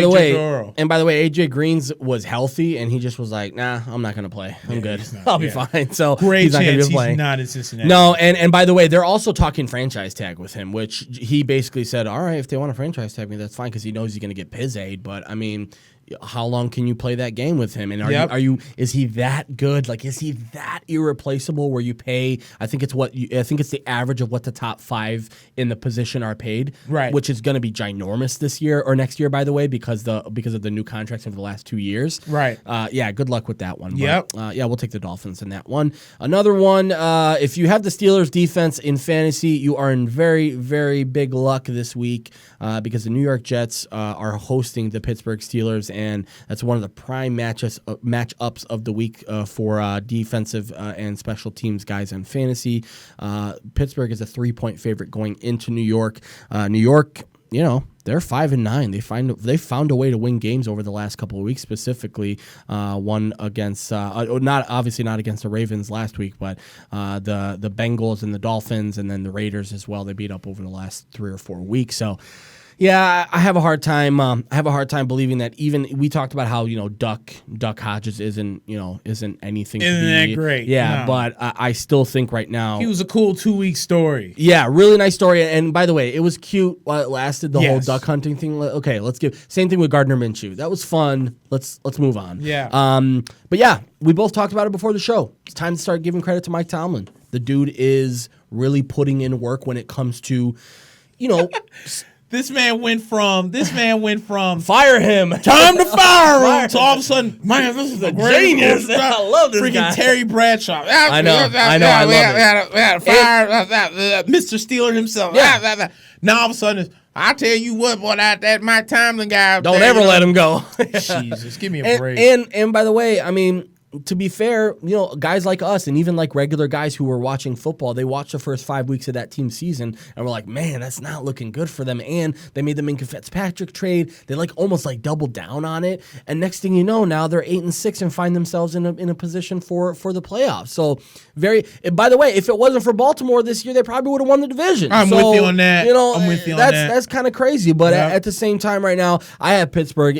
Clearly they have more to play for at this point. But I wouldn't be surprised, especially, and I'm surprised that Vegas wasn't as over the top with the spread as they were, because they're only giving 3 points. They're only making a 3-point favorite for Pittsburgh. I think some of that's because the Jets have kind of they almost play up to the competition. That's true. You know what I'm saying? Like, you'll go out there damn near lose to the Miami Dolphins for the second time, right? But then you can smack the Dallas Cowboys at home. So. Yeah. And I mean, for what it's worth, they did get smacked by Baltimore last week, but it was a game for like 2.5 quarters. So yeah, that's true. That's true. Willing to talk about that. But yeah, I'm going to take the Steelers on this one. Hard to pick against them, especially against the Jets. Who you got? Who you got? Pittsburgh or? I thought you. I was like, we're gonna go quick on that game too. Pittsburgh. Pittsburgh and the Jets. Okay, Pittsburgh. It's I couldn't imagine you picking the Jets on that one. Oh, hell no. 3-11 are the New York Football Giants against the 3-11 Washington Redskins. It's funny. Sean, I think, mentioned Urban Meyer for the Cowboys. Cowboy job. Yep. Urban Meyer was at FedEx Field last week, watching the Redskins. His former college pupils, Terry McLaurin and Dwayne Haskins, were in the building, and they did a pretty damn good job last week. If you remember, they took on the Eagles. They obviously lost to the Eagles, but they were winning a good portion of that game, and it took a comeback for the Eagles to win that one. And a lot of people were really impressed with Haskins, including their head coach, Bill Callahan, interim head coach, we should say, Bill Callahan. A lot of people are saying maybe Urban was there to maybe think about that job. But if you're Urban Meyer and you have a shot at any job right now that you have, are you really taking the Redskins in that dumpster fire? But anyways, the Redskins are hosting the New York Giants in a pretty much a meaningless game here for both teams other than draft position. Both are 3-11. And New York Giants only a 1-point favorite here, which shows that Redskins have sort of picked up a little bit of steam here over the last couple of weeks. I'm actually gonna take the Giants here because I believe they're gonna have Daniel Jones back. And if they do have Daniel Jones back, I see them sort of building on what they built with him earlier this season. And as good as Washington's defense has been, I don't necessarily trust their offense to do anything, especially against a Giants team that looks pretty good defensively. So I'll take the Giants. Yeah, I'm gonna take the Redskins on this one. And if you're a betting man, I might actually would put some on this one because the Redskins, as of late, against the spread, have actually been beat. They've been good. Last week they took a bad beat with that whole with the Eagles comeback. Right. But man, they were definitely in it for the majority of the game. So you're right. I think the Redskins have gotten better. They can still kiss my ass though, but I still think they're gonna win this game. We both still hate them. Yeah. But yeah. All right. Cool. And so let's jump into the 3:00 window. It's the Lions heading to Mile High. They're 3-10-1 after that opening game tie against the Cardinals. They're taking on the 5-9 Denver Broncos, the Vic Fangio-led Broncos, to go along with Drew Lock, who some weeks looks like Peyton Manning, some weeks looks like Cade McNown. Facts. So huge facts. Big discrepancy, but Denver is a 7-point favorite in this game. They looked like absolute garbage last week against the Chiefs. Again, it was a nasty weathered game. Yep. I get it. That's a tough. But you would think Denver would be straight even more better, right? Yeah, and by the way, I sat Patrick Mahomes and Travis Kelce in last week's game. After waking up in the morning and seeing the pregame on that, I sat both of them. I lost my game, but it wasn't because I was happy that I didn't lose because of that. I sat Travis Kelce, but I put in Tyler Higbee. Higbee ended up doing really well, right? And almost, I think, as good as Kelce. But then I sat Mahomes and I put in Jacoby Brissett, and let's just say that didn't work out for me. And the only reason why I'm not so mad about it is because my opponent had Michael Thomas, and I never had a shot. Michael Thomas had an amazing, obviously that Monday night game against the Colts. The Colts, yeah. I never had a chance, but yeah, when I looked at the game last week, I'm like, it's probably not going to be a high scoring game, and the Chiefs did pretty damn well for themselves, and Denver looked a little bit lost. Let me ask you a question. Do you honestly think that Michael Thomas is that great of a wide receiver, or do you think that thing too? You think that he benefits from the fact that there's nobody else to catch the football? I mean, I think it's more B than A. Like I think it's 60% B. 40% A. I'm not saying Michael Thomas is not a good wide receiver. Yeah. I'm just saying if my second options are Ted No Hands Ginn Jr., Traquan Smith. Yeah. Who else is Drew going to throw the ball to? Well, I will say this. New Orleans they run a lot of plays to get their number one wide receiver open. True. So that is what I would say is more of a system thing. I don't even think it has to do with his competition because you're right. There is no competition on the team. He's by far the best player. Because think about it. Marcus Colston benefited from the Michael Thomas. Not so much to the fact that this man is on pace to rip the receptions, record by the scenes. Yeah. But I'm saying Marcus Colston at one point, if we're gonna talk more fantasy implications, this man was a borderline second to third round pick, especially in PPR leagues. Yep.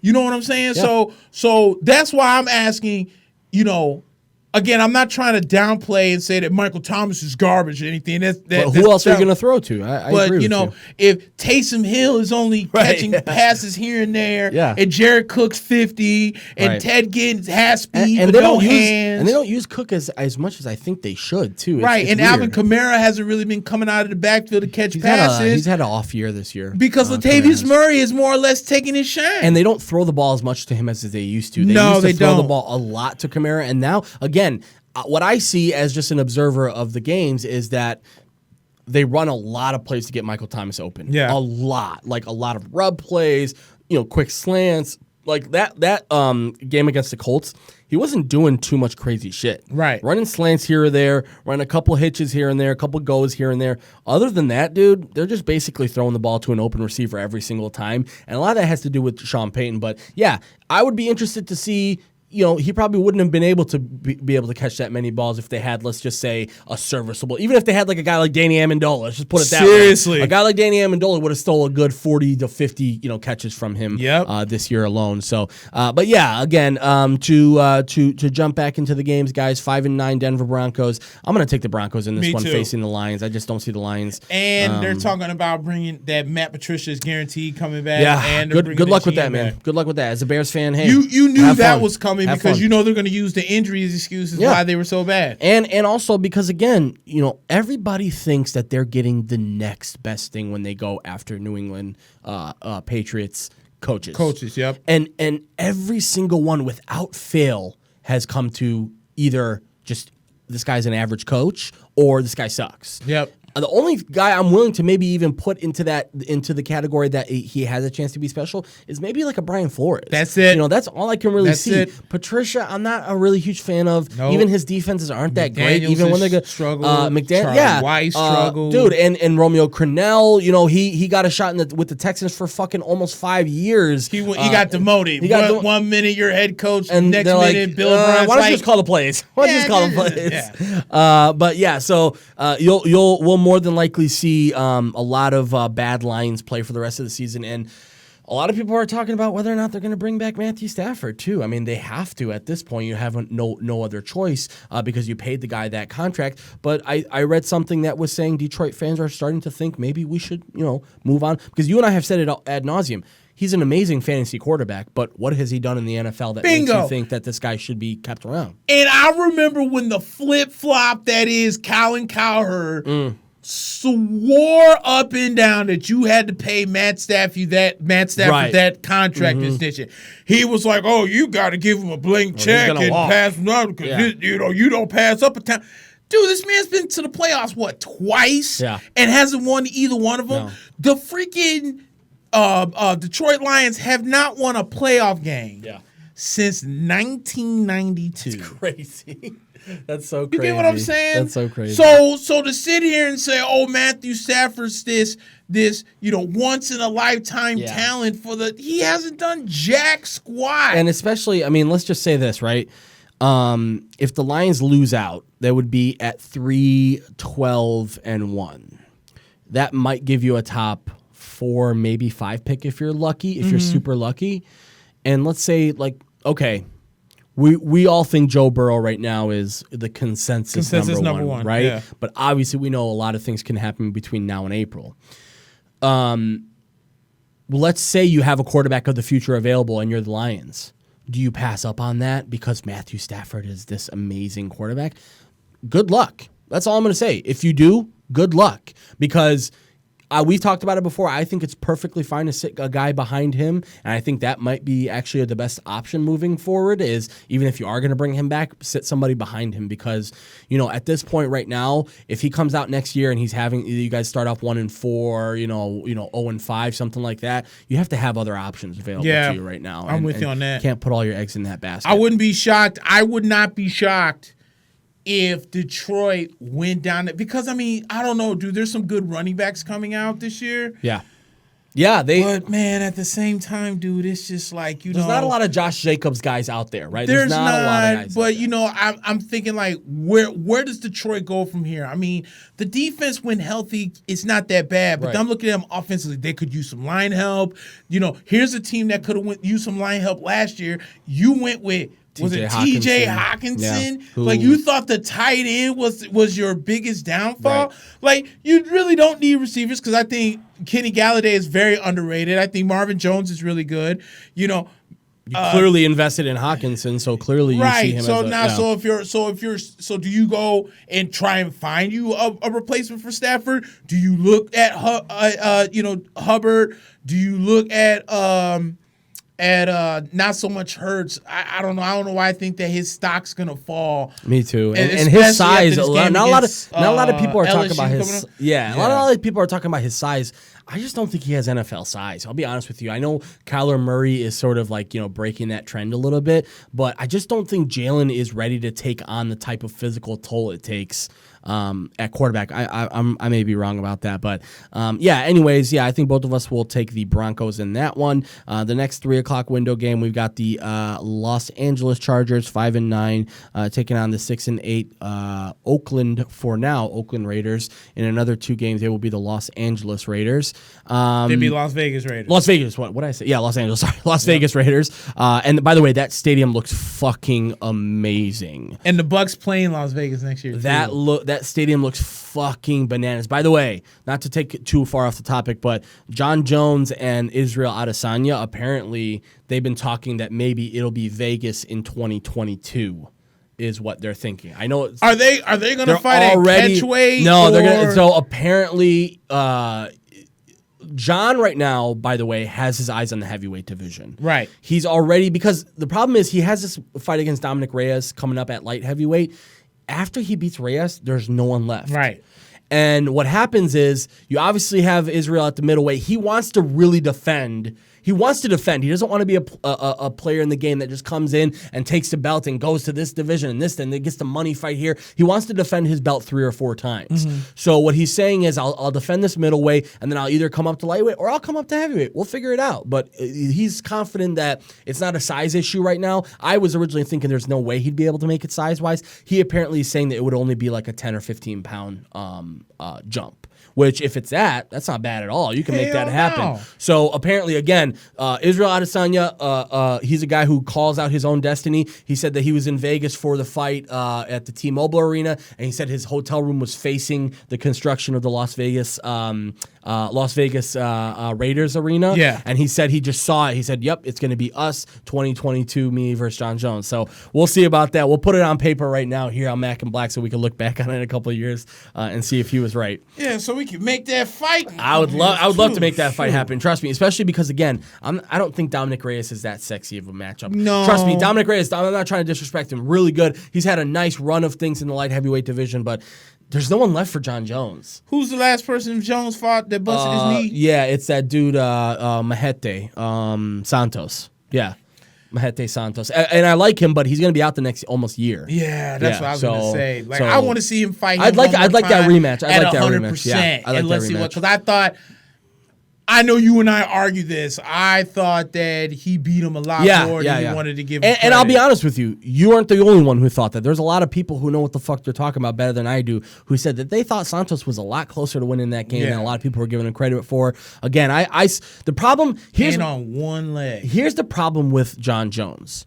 He plays with his food. Yep. You know what I'm saying? Yep. He could have easily eaten Santos alive in that match. But the problem was he plays with this food. He kind of gnaws at you, and he'll throw you in the corner a little bit, and then he'll be like, I'm tired of this, and you know what? I'm back to being hungry. Okay, I'll come and eat some. And if he didn't play with his food as much as he did, we would see how dominant this guy is because, again, we don't count the one loss that he has as a loss, and he's one of the only undefeated fighters left who really has never had, him and Khabib, obviously, and Khabib, that matchup against Tony Ferguson might be the only matchup that's left for him because I don't think there's anyone else that can beat Khabib. So we'll see. That's going to be a couple interesting fights. I think Mike's listening because Reps Place is representing in the chat room. He said Detroit sucks. What's up, Reps Place? Yeah, Detroit sucks. We agree on that, obviously. All right, yeah, so the Chargers versus the Raiders. I'm going to take the Raiders in this one. I'm taking the Chargers because I have $100 on the line. I forgot you got that bet going. Okay, $100 on the line. I need that bread. Maybe the only interesting game of the week, Nick, let's talk about it. The Eagles versus the Cowboys. This one is going to be for the NFC East. Obviously, a lot on the line here in Philadelphia. Listen, if you're the Philadelphia Eagles, you got to be happy about this. You're 1 win away after almost a lost season. You're 1 win away from giving yourself a chance. I don't know. I don't think it would be outright. Would it be? Oh yeah, it would be outright because whoever wins this game would take the tiebreaker, right? So even if the team who wins this week loses next week, okay, am I wrong about that? Okay, so they're both right now 7-7. 7-7.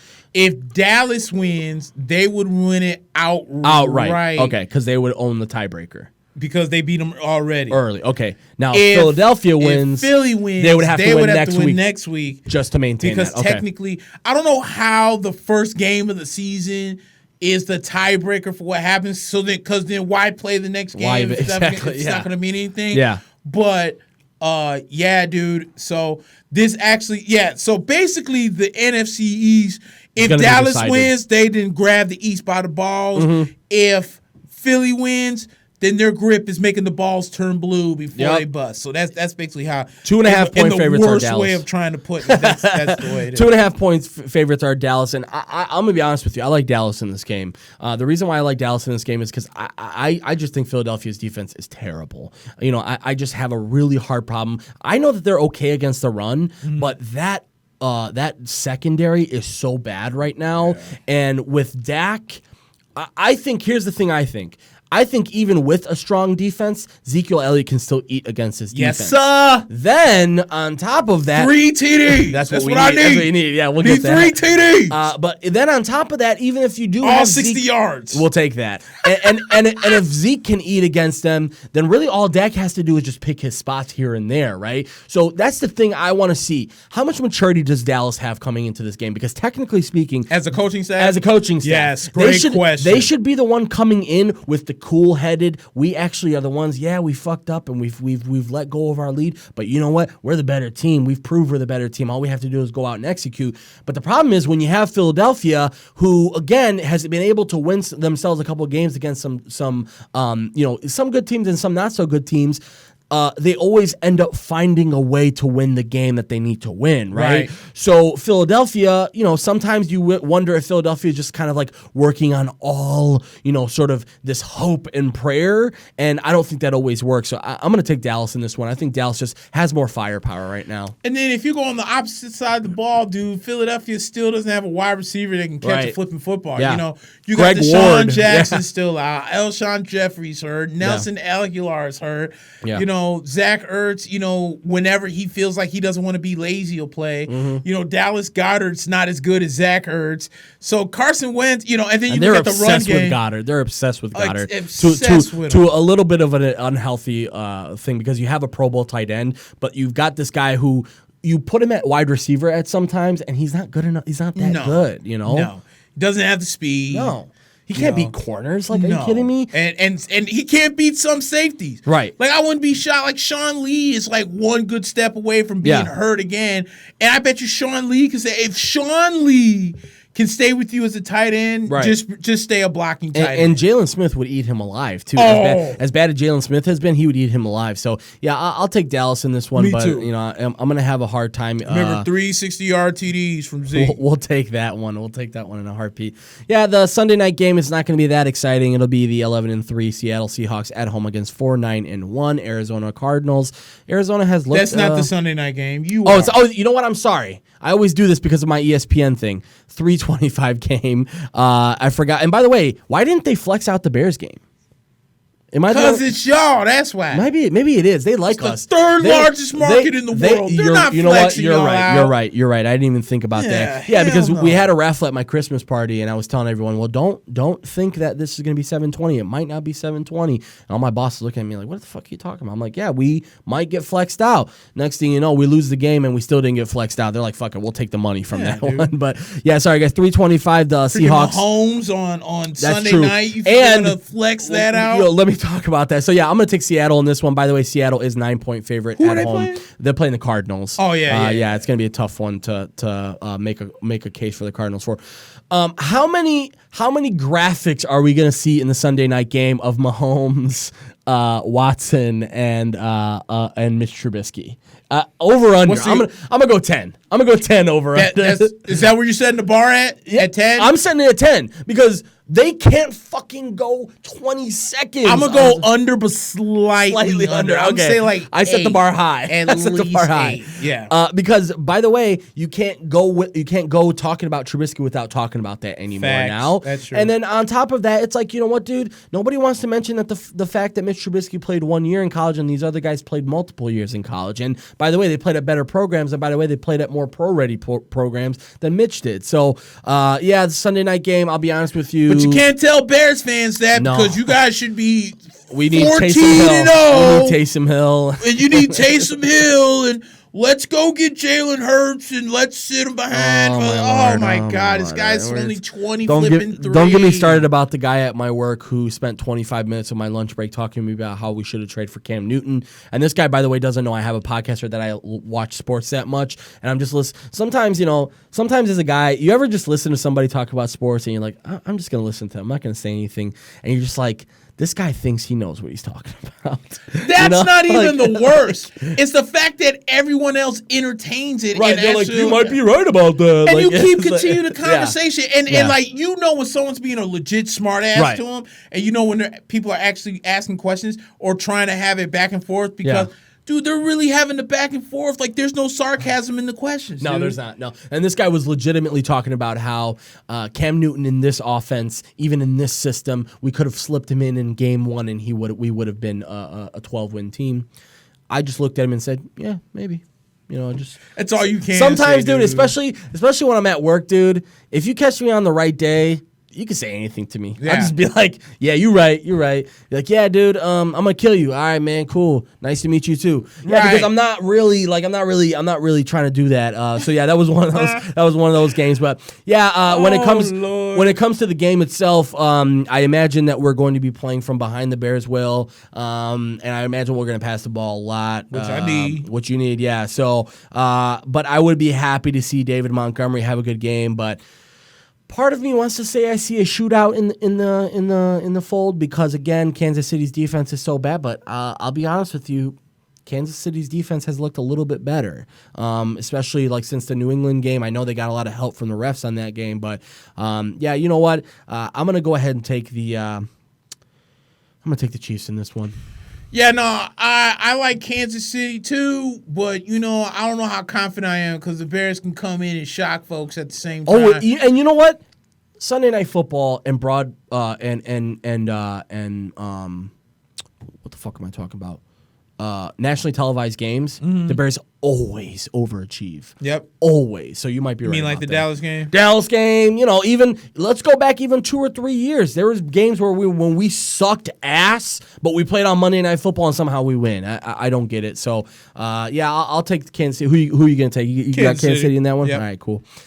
All right, the Monday night game is actually a pretty good Monday night game, and I'm looking forward to this one. Minnesota is going to be playing at home. One of the biggest games that they've had in that stadium since it's been built, rather, against the division rival 11-3 Packers. I talked about the Packers, how I'm not completely sold on whether or not they're riding this wave or whether or not they're really this good of a team. I think this is a good barometer for them. It's going to be a good opportunity for us to understand. 5.5-point favorites are the Minnesota Vikings, as I believe, if I'm not mistaken, right now. We talked about it. Dalvin Cook probably going to be left out of this game. They value him because they know they're going to make the playoffs, right? So why at this point do all of this for higher seeding? So I still think though right now the Packers, that defense has really impressed me more and more every single week.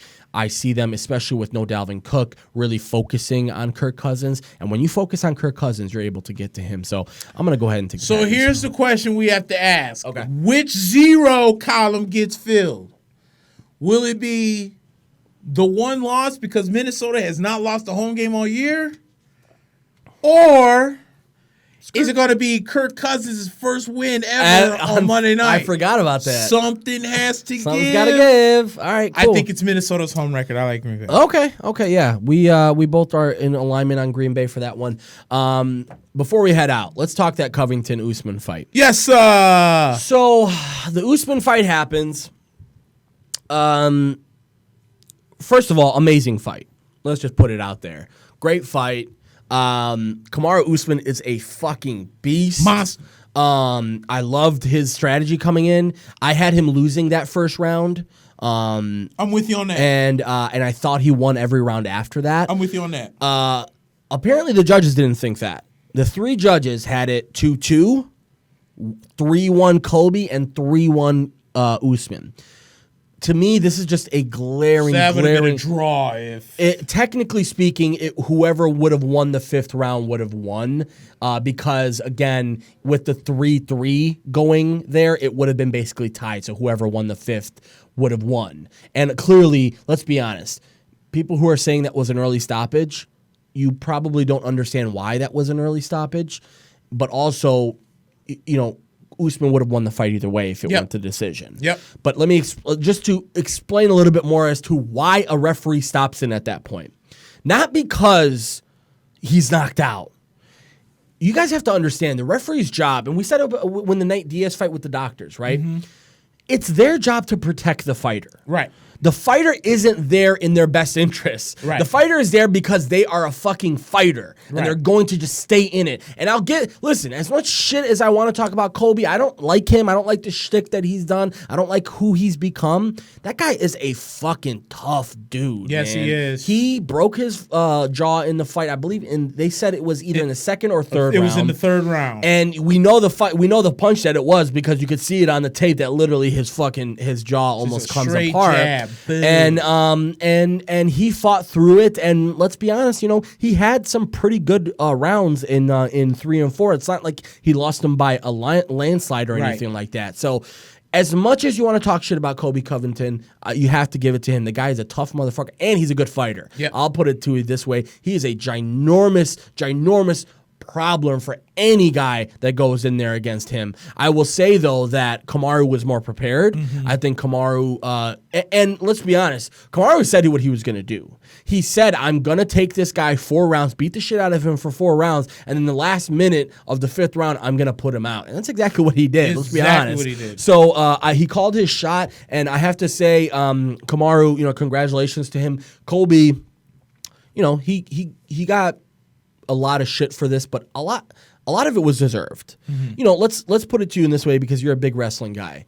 When a heel comes out and starts doing all this stuff, and I saw one, I think it was an NXT girl. She went there's a girl in the crowd with a belt, and then she was like, you're gonna lose, and the heel was like, I'm going to go in there and kick her butt because of you. So she goes in, she starts choking the girl, and she's pointing at the girl in the crowd. That's a great heel. Wow, holy shit, man. That's a great heel. Wow. But what happens is you don't understand what happens when a heel loses. that backlash is so ginormous because people are just, finally I get to, like, you know, MAGA jaw was the trending hashtag for Colby Covington after the fight. And I feel bad for him in a way because, again, it's a gimmick that he put up with to try and stay in the UFC, but he made his own bet on this one, and it's hard for me to feel bad for a guy who went out of his way to disrespect, you know, specifically Usman, you know, basically talked about how Usman was privileged and he didn't deserve what he had. And you know, Kamaru Usman's a guy who came from Nigeria, you know, basically used to walk 17 miles. I think he said him and his family would have to walk to go get water, and they'd have to boil it when they got home to even drink it. This is a guy who, like, knows fucking struggle, right? And Colby Covington, for all intents and purposes, I believe is a trust fund baby, if I'm not mistaken. So, you know, it's tough. I don't want to make judgment calls, character calls on a guy who's probably playing a character, but you made your bed for that one, Colby, and unfortunately you have to lay in it now. And by the way, he's going to be out for a long time, more than likely right now. They're talking about 6 months at the very least. When he comes back, they don't really have a fight for him quite yet. Same thing for Usman. They don't really know who Usman might fight next. They're thinking Masvidal, but Masvidal might not even want that. Masvidal is probably thinking McGregor at this point. I think Masvidal is thinking, let's see what happens with Cowboy and McGregor in January. I'm so glad you brought that name up. Who, Masvidal or McGregor? God, this thing does this to me all the time. Kicked you out? I don't know why it does it. McGregor. Oh, okay. I talked about him on Wednesday. And I will go ahead and share that now to everyone that's willing to listen. But I think Conor McGregor is the most overrated UFC fighter ever. I'm not impressed with him. I think the reason why he's as good as he is because of his mouth. I know he's had some fights that he's won and whatnot, but I think ever since he became a 2-belt champion, now all of a sudden everyone put him on this pedestal of greatness. And I'm not the one. I just don't buy it. You know, and I think that this fight that he has coming up with Cowboy, for some reason, I'm not feeling it. Not so much because of Conor, but dude, we just saw Cowboy get his face beat in by Tony Ferguson months ago, and the only reason why that fight even stopped was because goof-ass freaking went to sneeze or went to blow his nose, and his eyes swelled shut. Yeah. You know? And my thing is... And he would have got his ass kicked, let's be honest. He was gonna get beat in anyway. Yeah. But my thing is just that, like, if I sit here and I'm watching the Conor McGregor fight, I give Conor McGregor all the respect in the world that he went in and got his ass beat for what it's worth against Floyd Mayweather. Right. It was all just for a payday. Sure. That's all it was. And it was only to this sort of man prove does a not point, have right? any type of boxing background for him to go in there and think that he can go one-on-one with pound for pound with arguably the greatest fighter of all time. Yeah. You know, whatever you want to say. But at the same time, though, going to that fight, though, I thought the reason why they stopped the fight was because of the broken jaw. Not just so much that, so Usman hits him 2 times in the back of the head. Right. But them last 2 punches got him in the face. Right. And I think that ref in the back of his head, wait a minute, this man's got a broken jaw. Yeah. Okay, if he lands one more, I'm done. And he did. He was like, okay, that's it. And by the way, it's not illegal. Those 2 punches to the back of the head were not illegal, by the way. You're allowed to hit in transition in the back of the head. Right. Meaning if you are transitioning positions between being on the ground to standing up or something like that, you can hit anywhere you want because, again, when your guy's moving, you're hitting a moving target, right? Right. So those weren't illegal. A lot of people were talking about how come he got away with 3 illegal. People were saying that when he got hit in the cup earlier in the fight that wasn't legitimate. You might be right about that. I saw that after replay. It looked like his on the way down his foot hit his cup. Is that enough for a groin strike? Probably not. But then later on in the fight, there was the eye poke that was very legitimate. We saw the video on that. Yep. So it's funny you mentioned McGregor because I had this discussion with a buddy of mine. Okay. He talked about how Conor McGregor is one of the GOATs and da-da-da-da. And I said... I've had that same conversation with somebody else. And I tried to tell him, because I actually had this conversation a lot before, specifically during the Khabib fight. Prior to the Khabib fight, I did a lot of shit talking about how Khabib was going to beat the shit out of Conor. Like, I knew it. From day one, I knew Conor. I have it on my Instagram as proof. I literally, wear it like a badge of honor that for 6 months I was talking about how Conor's going to get his face smashed in. And I've had this conversation before, and I asked people, what's Conor McGregor's best win of all time? Right. And a lot of people say, well, Jose Aldo. Okay, yeah, Jose Aldo. That was a 13-second fight. Jose Aldo rushes in. He gets knocked out, and the rest is history. Other than that, this guy has faced Diego Brandao. By the way, Diego Brandao, nice fighter, but not anything to be too crazy about. Right. Diego Brandao, Dustin Poirier, Dennis Sievert, Chad Mendez, and then Eddie Alvarez and Nate Diaz. I don't think he won that second Nate fight. I'll be honest with you. Right. I don't think he won that fight. A lot of people think he does. I think Nate won that fight, but fine, we'll give it to him. I'm with you on that. And I think a lot of people say, oh, no, it's Craig because they freaking just swing on the nuts of Conor McGregor. And also it's one of those things where like, well, he kept knocking down Nate and this and this and that. That's fine and dandy, but Nate was beating the shit out of him the last 3 rounds. So I don't care what you say. He gassed out and Nate beat the shit out of him. I don't think there was enough good judge decision on that day to even see that. But really, you look at this guy's record and you're like, who is this guy beating? Dustin Poirier was not close to being the guy he was in 2014. Neither was Diego Brandao. Dennis Sievert was out of the UFC after that fight. And then Chad Mendez was actually a makeup fight. He was supposed to fight Jose Aldo that week, and Aldo got hurt, and Mendez stepped in on 10 days' notice, and he got beat up by McGregor. McGregor doesn't have... By the way, guys, I hate to be this guy. The last time that Conor McGregor won a fight is November of 2016. We're going on over 3 years now since he has won a fight in the octagon. Obviously, we had the Floyd. He's won a fight period because he got his ass whooped by Floyd. So you have to look at this, and by the way, that ass whooping he took against Khabib was really bad. That really was really bad for his career, because remember, after that he started going on Proper 12 tours and started promoting his whiskey because he was thinking, maybe I'm done with this shit. So next time somebody says Conor McGregor's a GOAT, you really have to check them on like who this guy has fought and who he's beat. But everyone's biggest bargaining chip is that he was a 2-belt holder. Okay, so was Randy Couture, and so was Cejudo, so was Amanda Nunes. Paul Daly's done it for Daly, Bellator. There's plenty of. And by the way, Mark Coleman. By the way, can you really be a champ Randy if you've Couture. only fought once in a division? This is my question.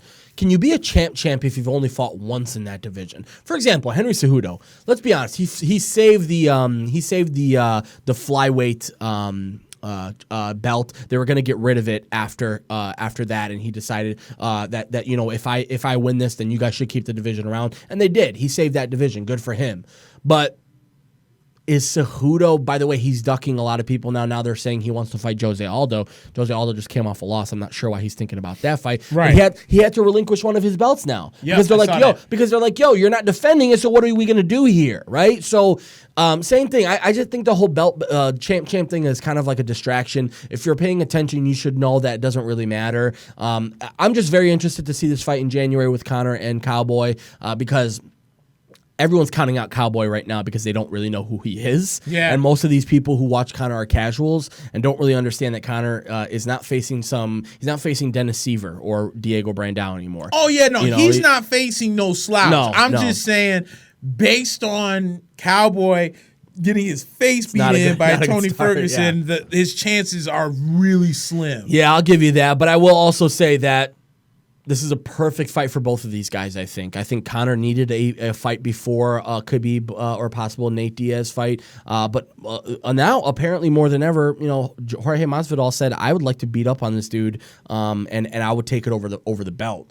Jorge Masvidal also said that he would even consider doing a boxing match. Like, I bet you he put up a whole lot better of a fight than goof ass Conor McGregor. So you know what's funny? Remember when Conor did this and Dana White was like, we don't fuck with this. No boxing, none of this. We don't want anything to do with this. Go ahead. If you're going to do it, you do it on your own terms.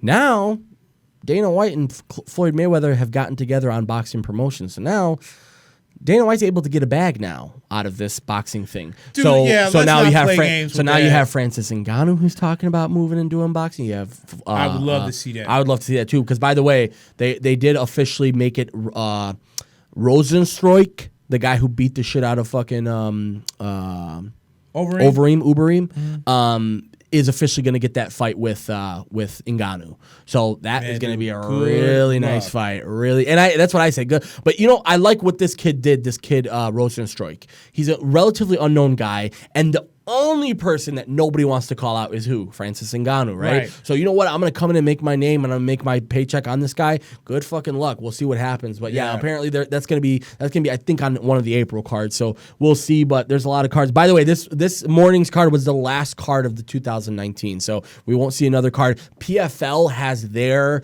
end of the season. It's technically because they do playoffs, right? So their championship is going to be on New Year's Day. New Year's Eve, excuse me. Before the ball drops, so you'll get to see all of their fighters, and they get $1 million and the championship if they win. So that will be the last MMA event of the year.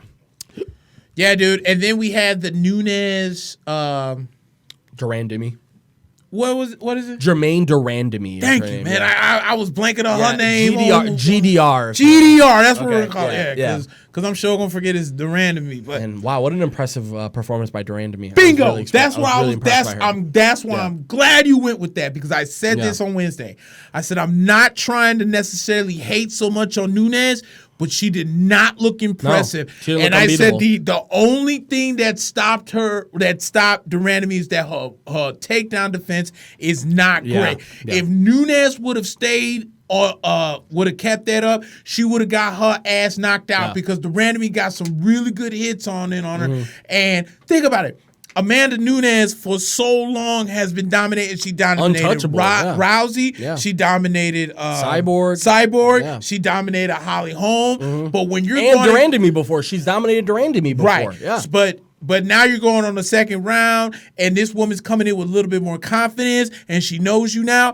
And on top of that, she almost got her ass knocked out. This is where I was confused. This is where I was confused. Yeah. Where I was confused was, you're trying so hard to punch this woman when she's on the ground. This woman is like 6'1", 6'2", whatever. Yeah. So she has long legs. She's been up kicking you the entire night, and you still persistently keep trying to jump into where you almost got your ass knocked out.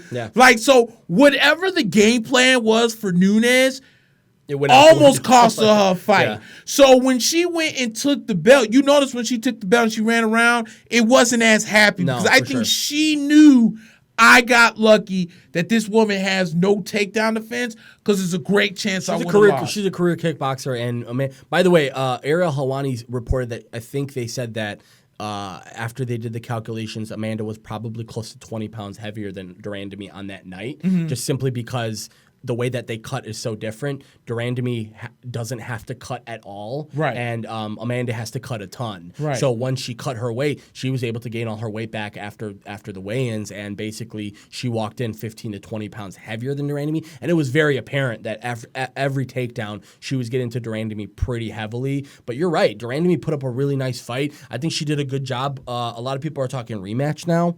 I wouldn't be mad at it. I wouldn't be mad at that either. Because who's left? Who's left? Shevchenko doesn't want to fight Amanda quite yet. Shevchenko's she's defending her belt against Caitlin Chukagian. Shevchenko needs to come holler at me. By the way, dude, I think I tagged you. I don't know if I tagged you. If I did, I'm gonna send it to you right now. Dude, Shevchenko's sister is a dime piece. And believe me, I loved Shevchenko, but I think Carolina is the Shevchenko, but her sister, she's like got darker hair, and she like got her pilot license or something, and she had a post up, and I think I wanted to say I sent it to you, but if I didn't, I'm gonna send it to you right now. I'm gonna send it to you right now. You did not, because I sure would have commented. She is a dime piece. Oh my God, dude! A woman with a Russian accent speaks Spanish. Yeah. Do you not understand how smoking hot that is? And you know what else I didn't realize about her until I listened to this interview? She's lived in, I think, like 4 or 5 countries. She's lived in Brazil. She lived in Mexico. She's also lived in Houston, and she like loves barbecue. She loves like she loves barbecue. Yeah, she loves. She's in luck. She's in luck. Just so because happens. I sure happens to know how to make me a little barbecue with this. Shit. Not bad at all. Hey. Let me get her on the Instagram. I'm finna cook some ribs up soon. Yes, sir. And I'm gonna tag her and be like, baby, come see me though. Yeah. Dude, I think this is it. Antonina. Holy moly, is Antonina a dime piece, dude. Where is she? Antonina, to me. Oh, I've seen her. She was at whatever last fight. This is the one I wanted to tag you in. Lord have mercy. Antonina Shevchenko. Put that picture of her and Shevchenko right there. Yeah, she is fine. Man, they don't look that close to each other, or they don't look like very much like each other. But man, hell no. Antonina, you just earned a follow from me. I just followed you, Antonina. But I'm about to follow. Both. Yeah, both of them. But all right, Nick. Hey, what did you think of? All right, quick before we leave. Yes. What did you think of the Holloway fight? Okay, so I didn't. We missed that because I missed that. We had just left. I watched it. Oh, you watched it? Okay. I watched it while you were okay. All right. I was driving ladies and gentlemen, I do not condone these next words I'm going to say, but I had the fight going when I was driving, so I was kind of. I don't mind. Eyes on the road, 2 seconds at the phone. Eyes on the road. So then by the time I got home, it was actually in the 4th round. Okay. And I was like, well, screw it. I might as well not go in the house. I'm just going to stay in the car and watch it. Yeah. So I watched it back later. I thought Max definitely lost the fight. Yes. I will say that. But I thought he had a bad game plan coming in, too. Mm-hmm. You know, I think he didn't expect the leg kicks as much as they were coming, and those leg kicks were really nasty at some points. Right. But, again, when you look at Holloway when he left the fight, he didn't have any noticeable damage on his face or his head. And this is a guy who, by the way, is notorious for getting those pretty easily. So my big thing was this. Volkanovski is an amazing wrestler, right? Yes. And that really was the catalyst, I think, for the whole thing is because he dominated so much in the wrestling side and the grappling side, and because he had the leg up on the leg kick specifically, Max wasn't making enough noticeable damage to Volkanovski. And I know that people said that they had that fight a lot closer than it turned out to be on the cards. Right. Maybe. But I still had Volkanovski winning the fight. I think Max, by the way, one of the best losers in the UFC right now, came out and said the guy fucking had a great game plan. He won the fight. I'll be back. I very much hope they do a rematch. Yep. The reason why I hope they do a rematch is because I just don't think, first of all, Max Holloway is one of the best of all time in that weight division, but also because I think he deserves it. Right. I think he deserves a rematch, and I think it would be a very entertaining fight. Right now, apparently, he went on Ariel Helwani that Monday, and apparently the UFC is already talking about Volkanovski headlining one of these shows in New Zealand. That's where he's from, or Australia. Yeah. That's where he's from. Yep. So apparently, you know, he's so game that he said, yeah, I'll go and fight him in New Zealand or in Australia. If that happens, I'll be very happy. But yeah, I think Volkanovski won it. We talked about it. Volkanovski was 270 pounds at one point in his life. You could tell on his legs that this guy is a fucking tank. Man. Yeah, and by the way,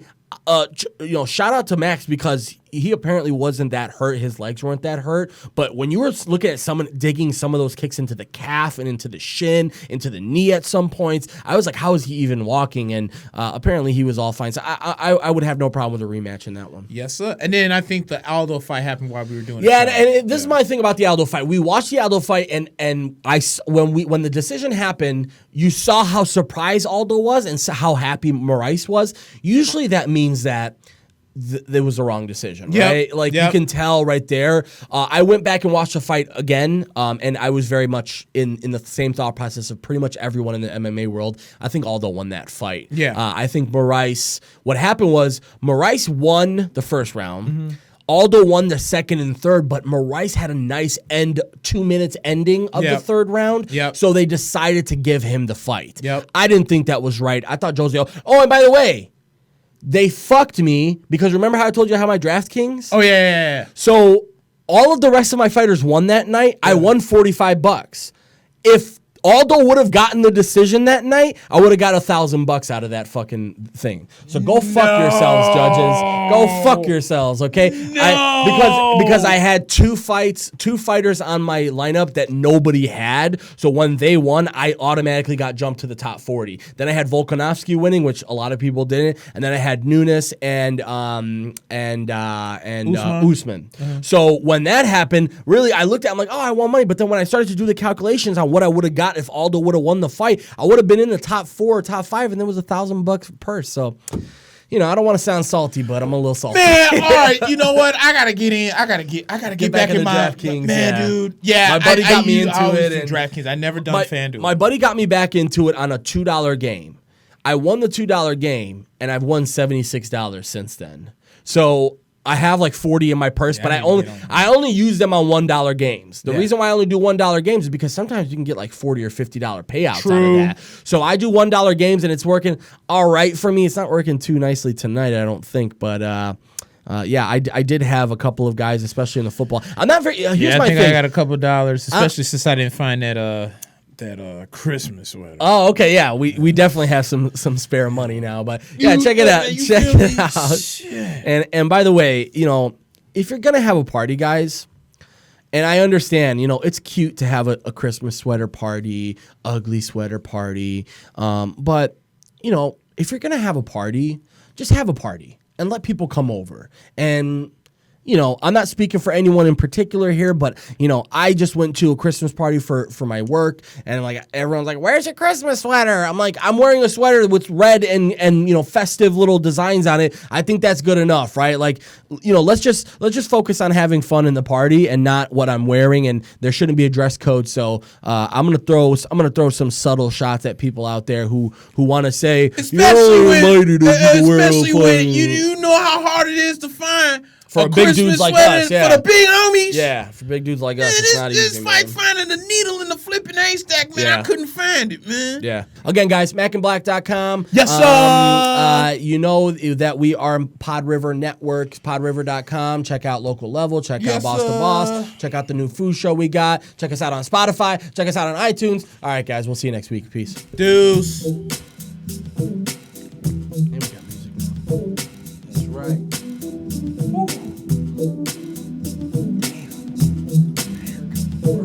People don't understand, dude. Saturday is my longest day.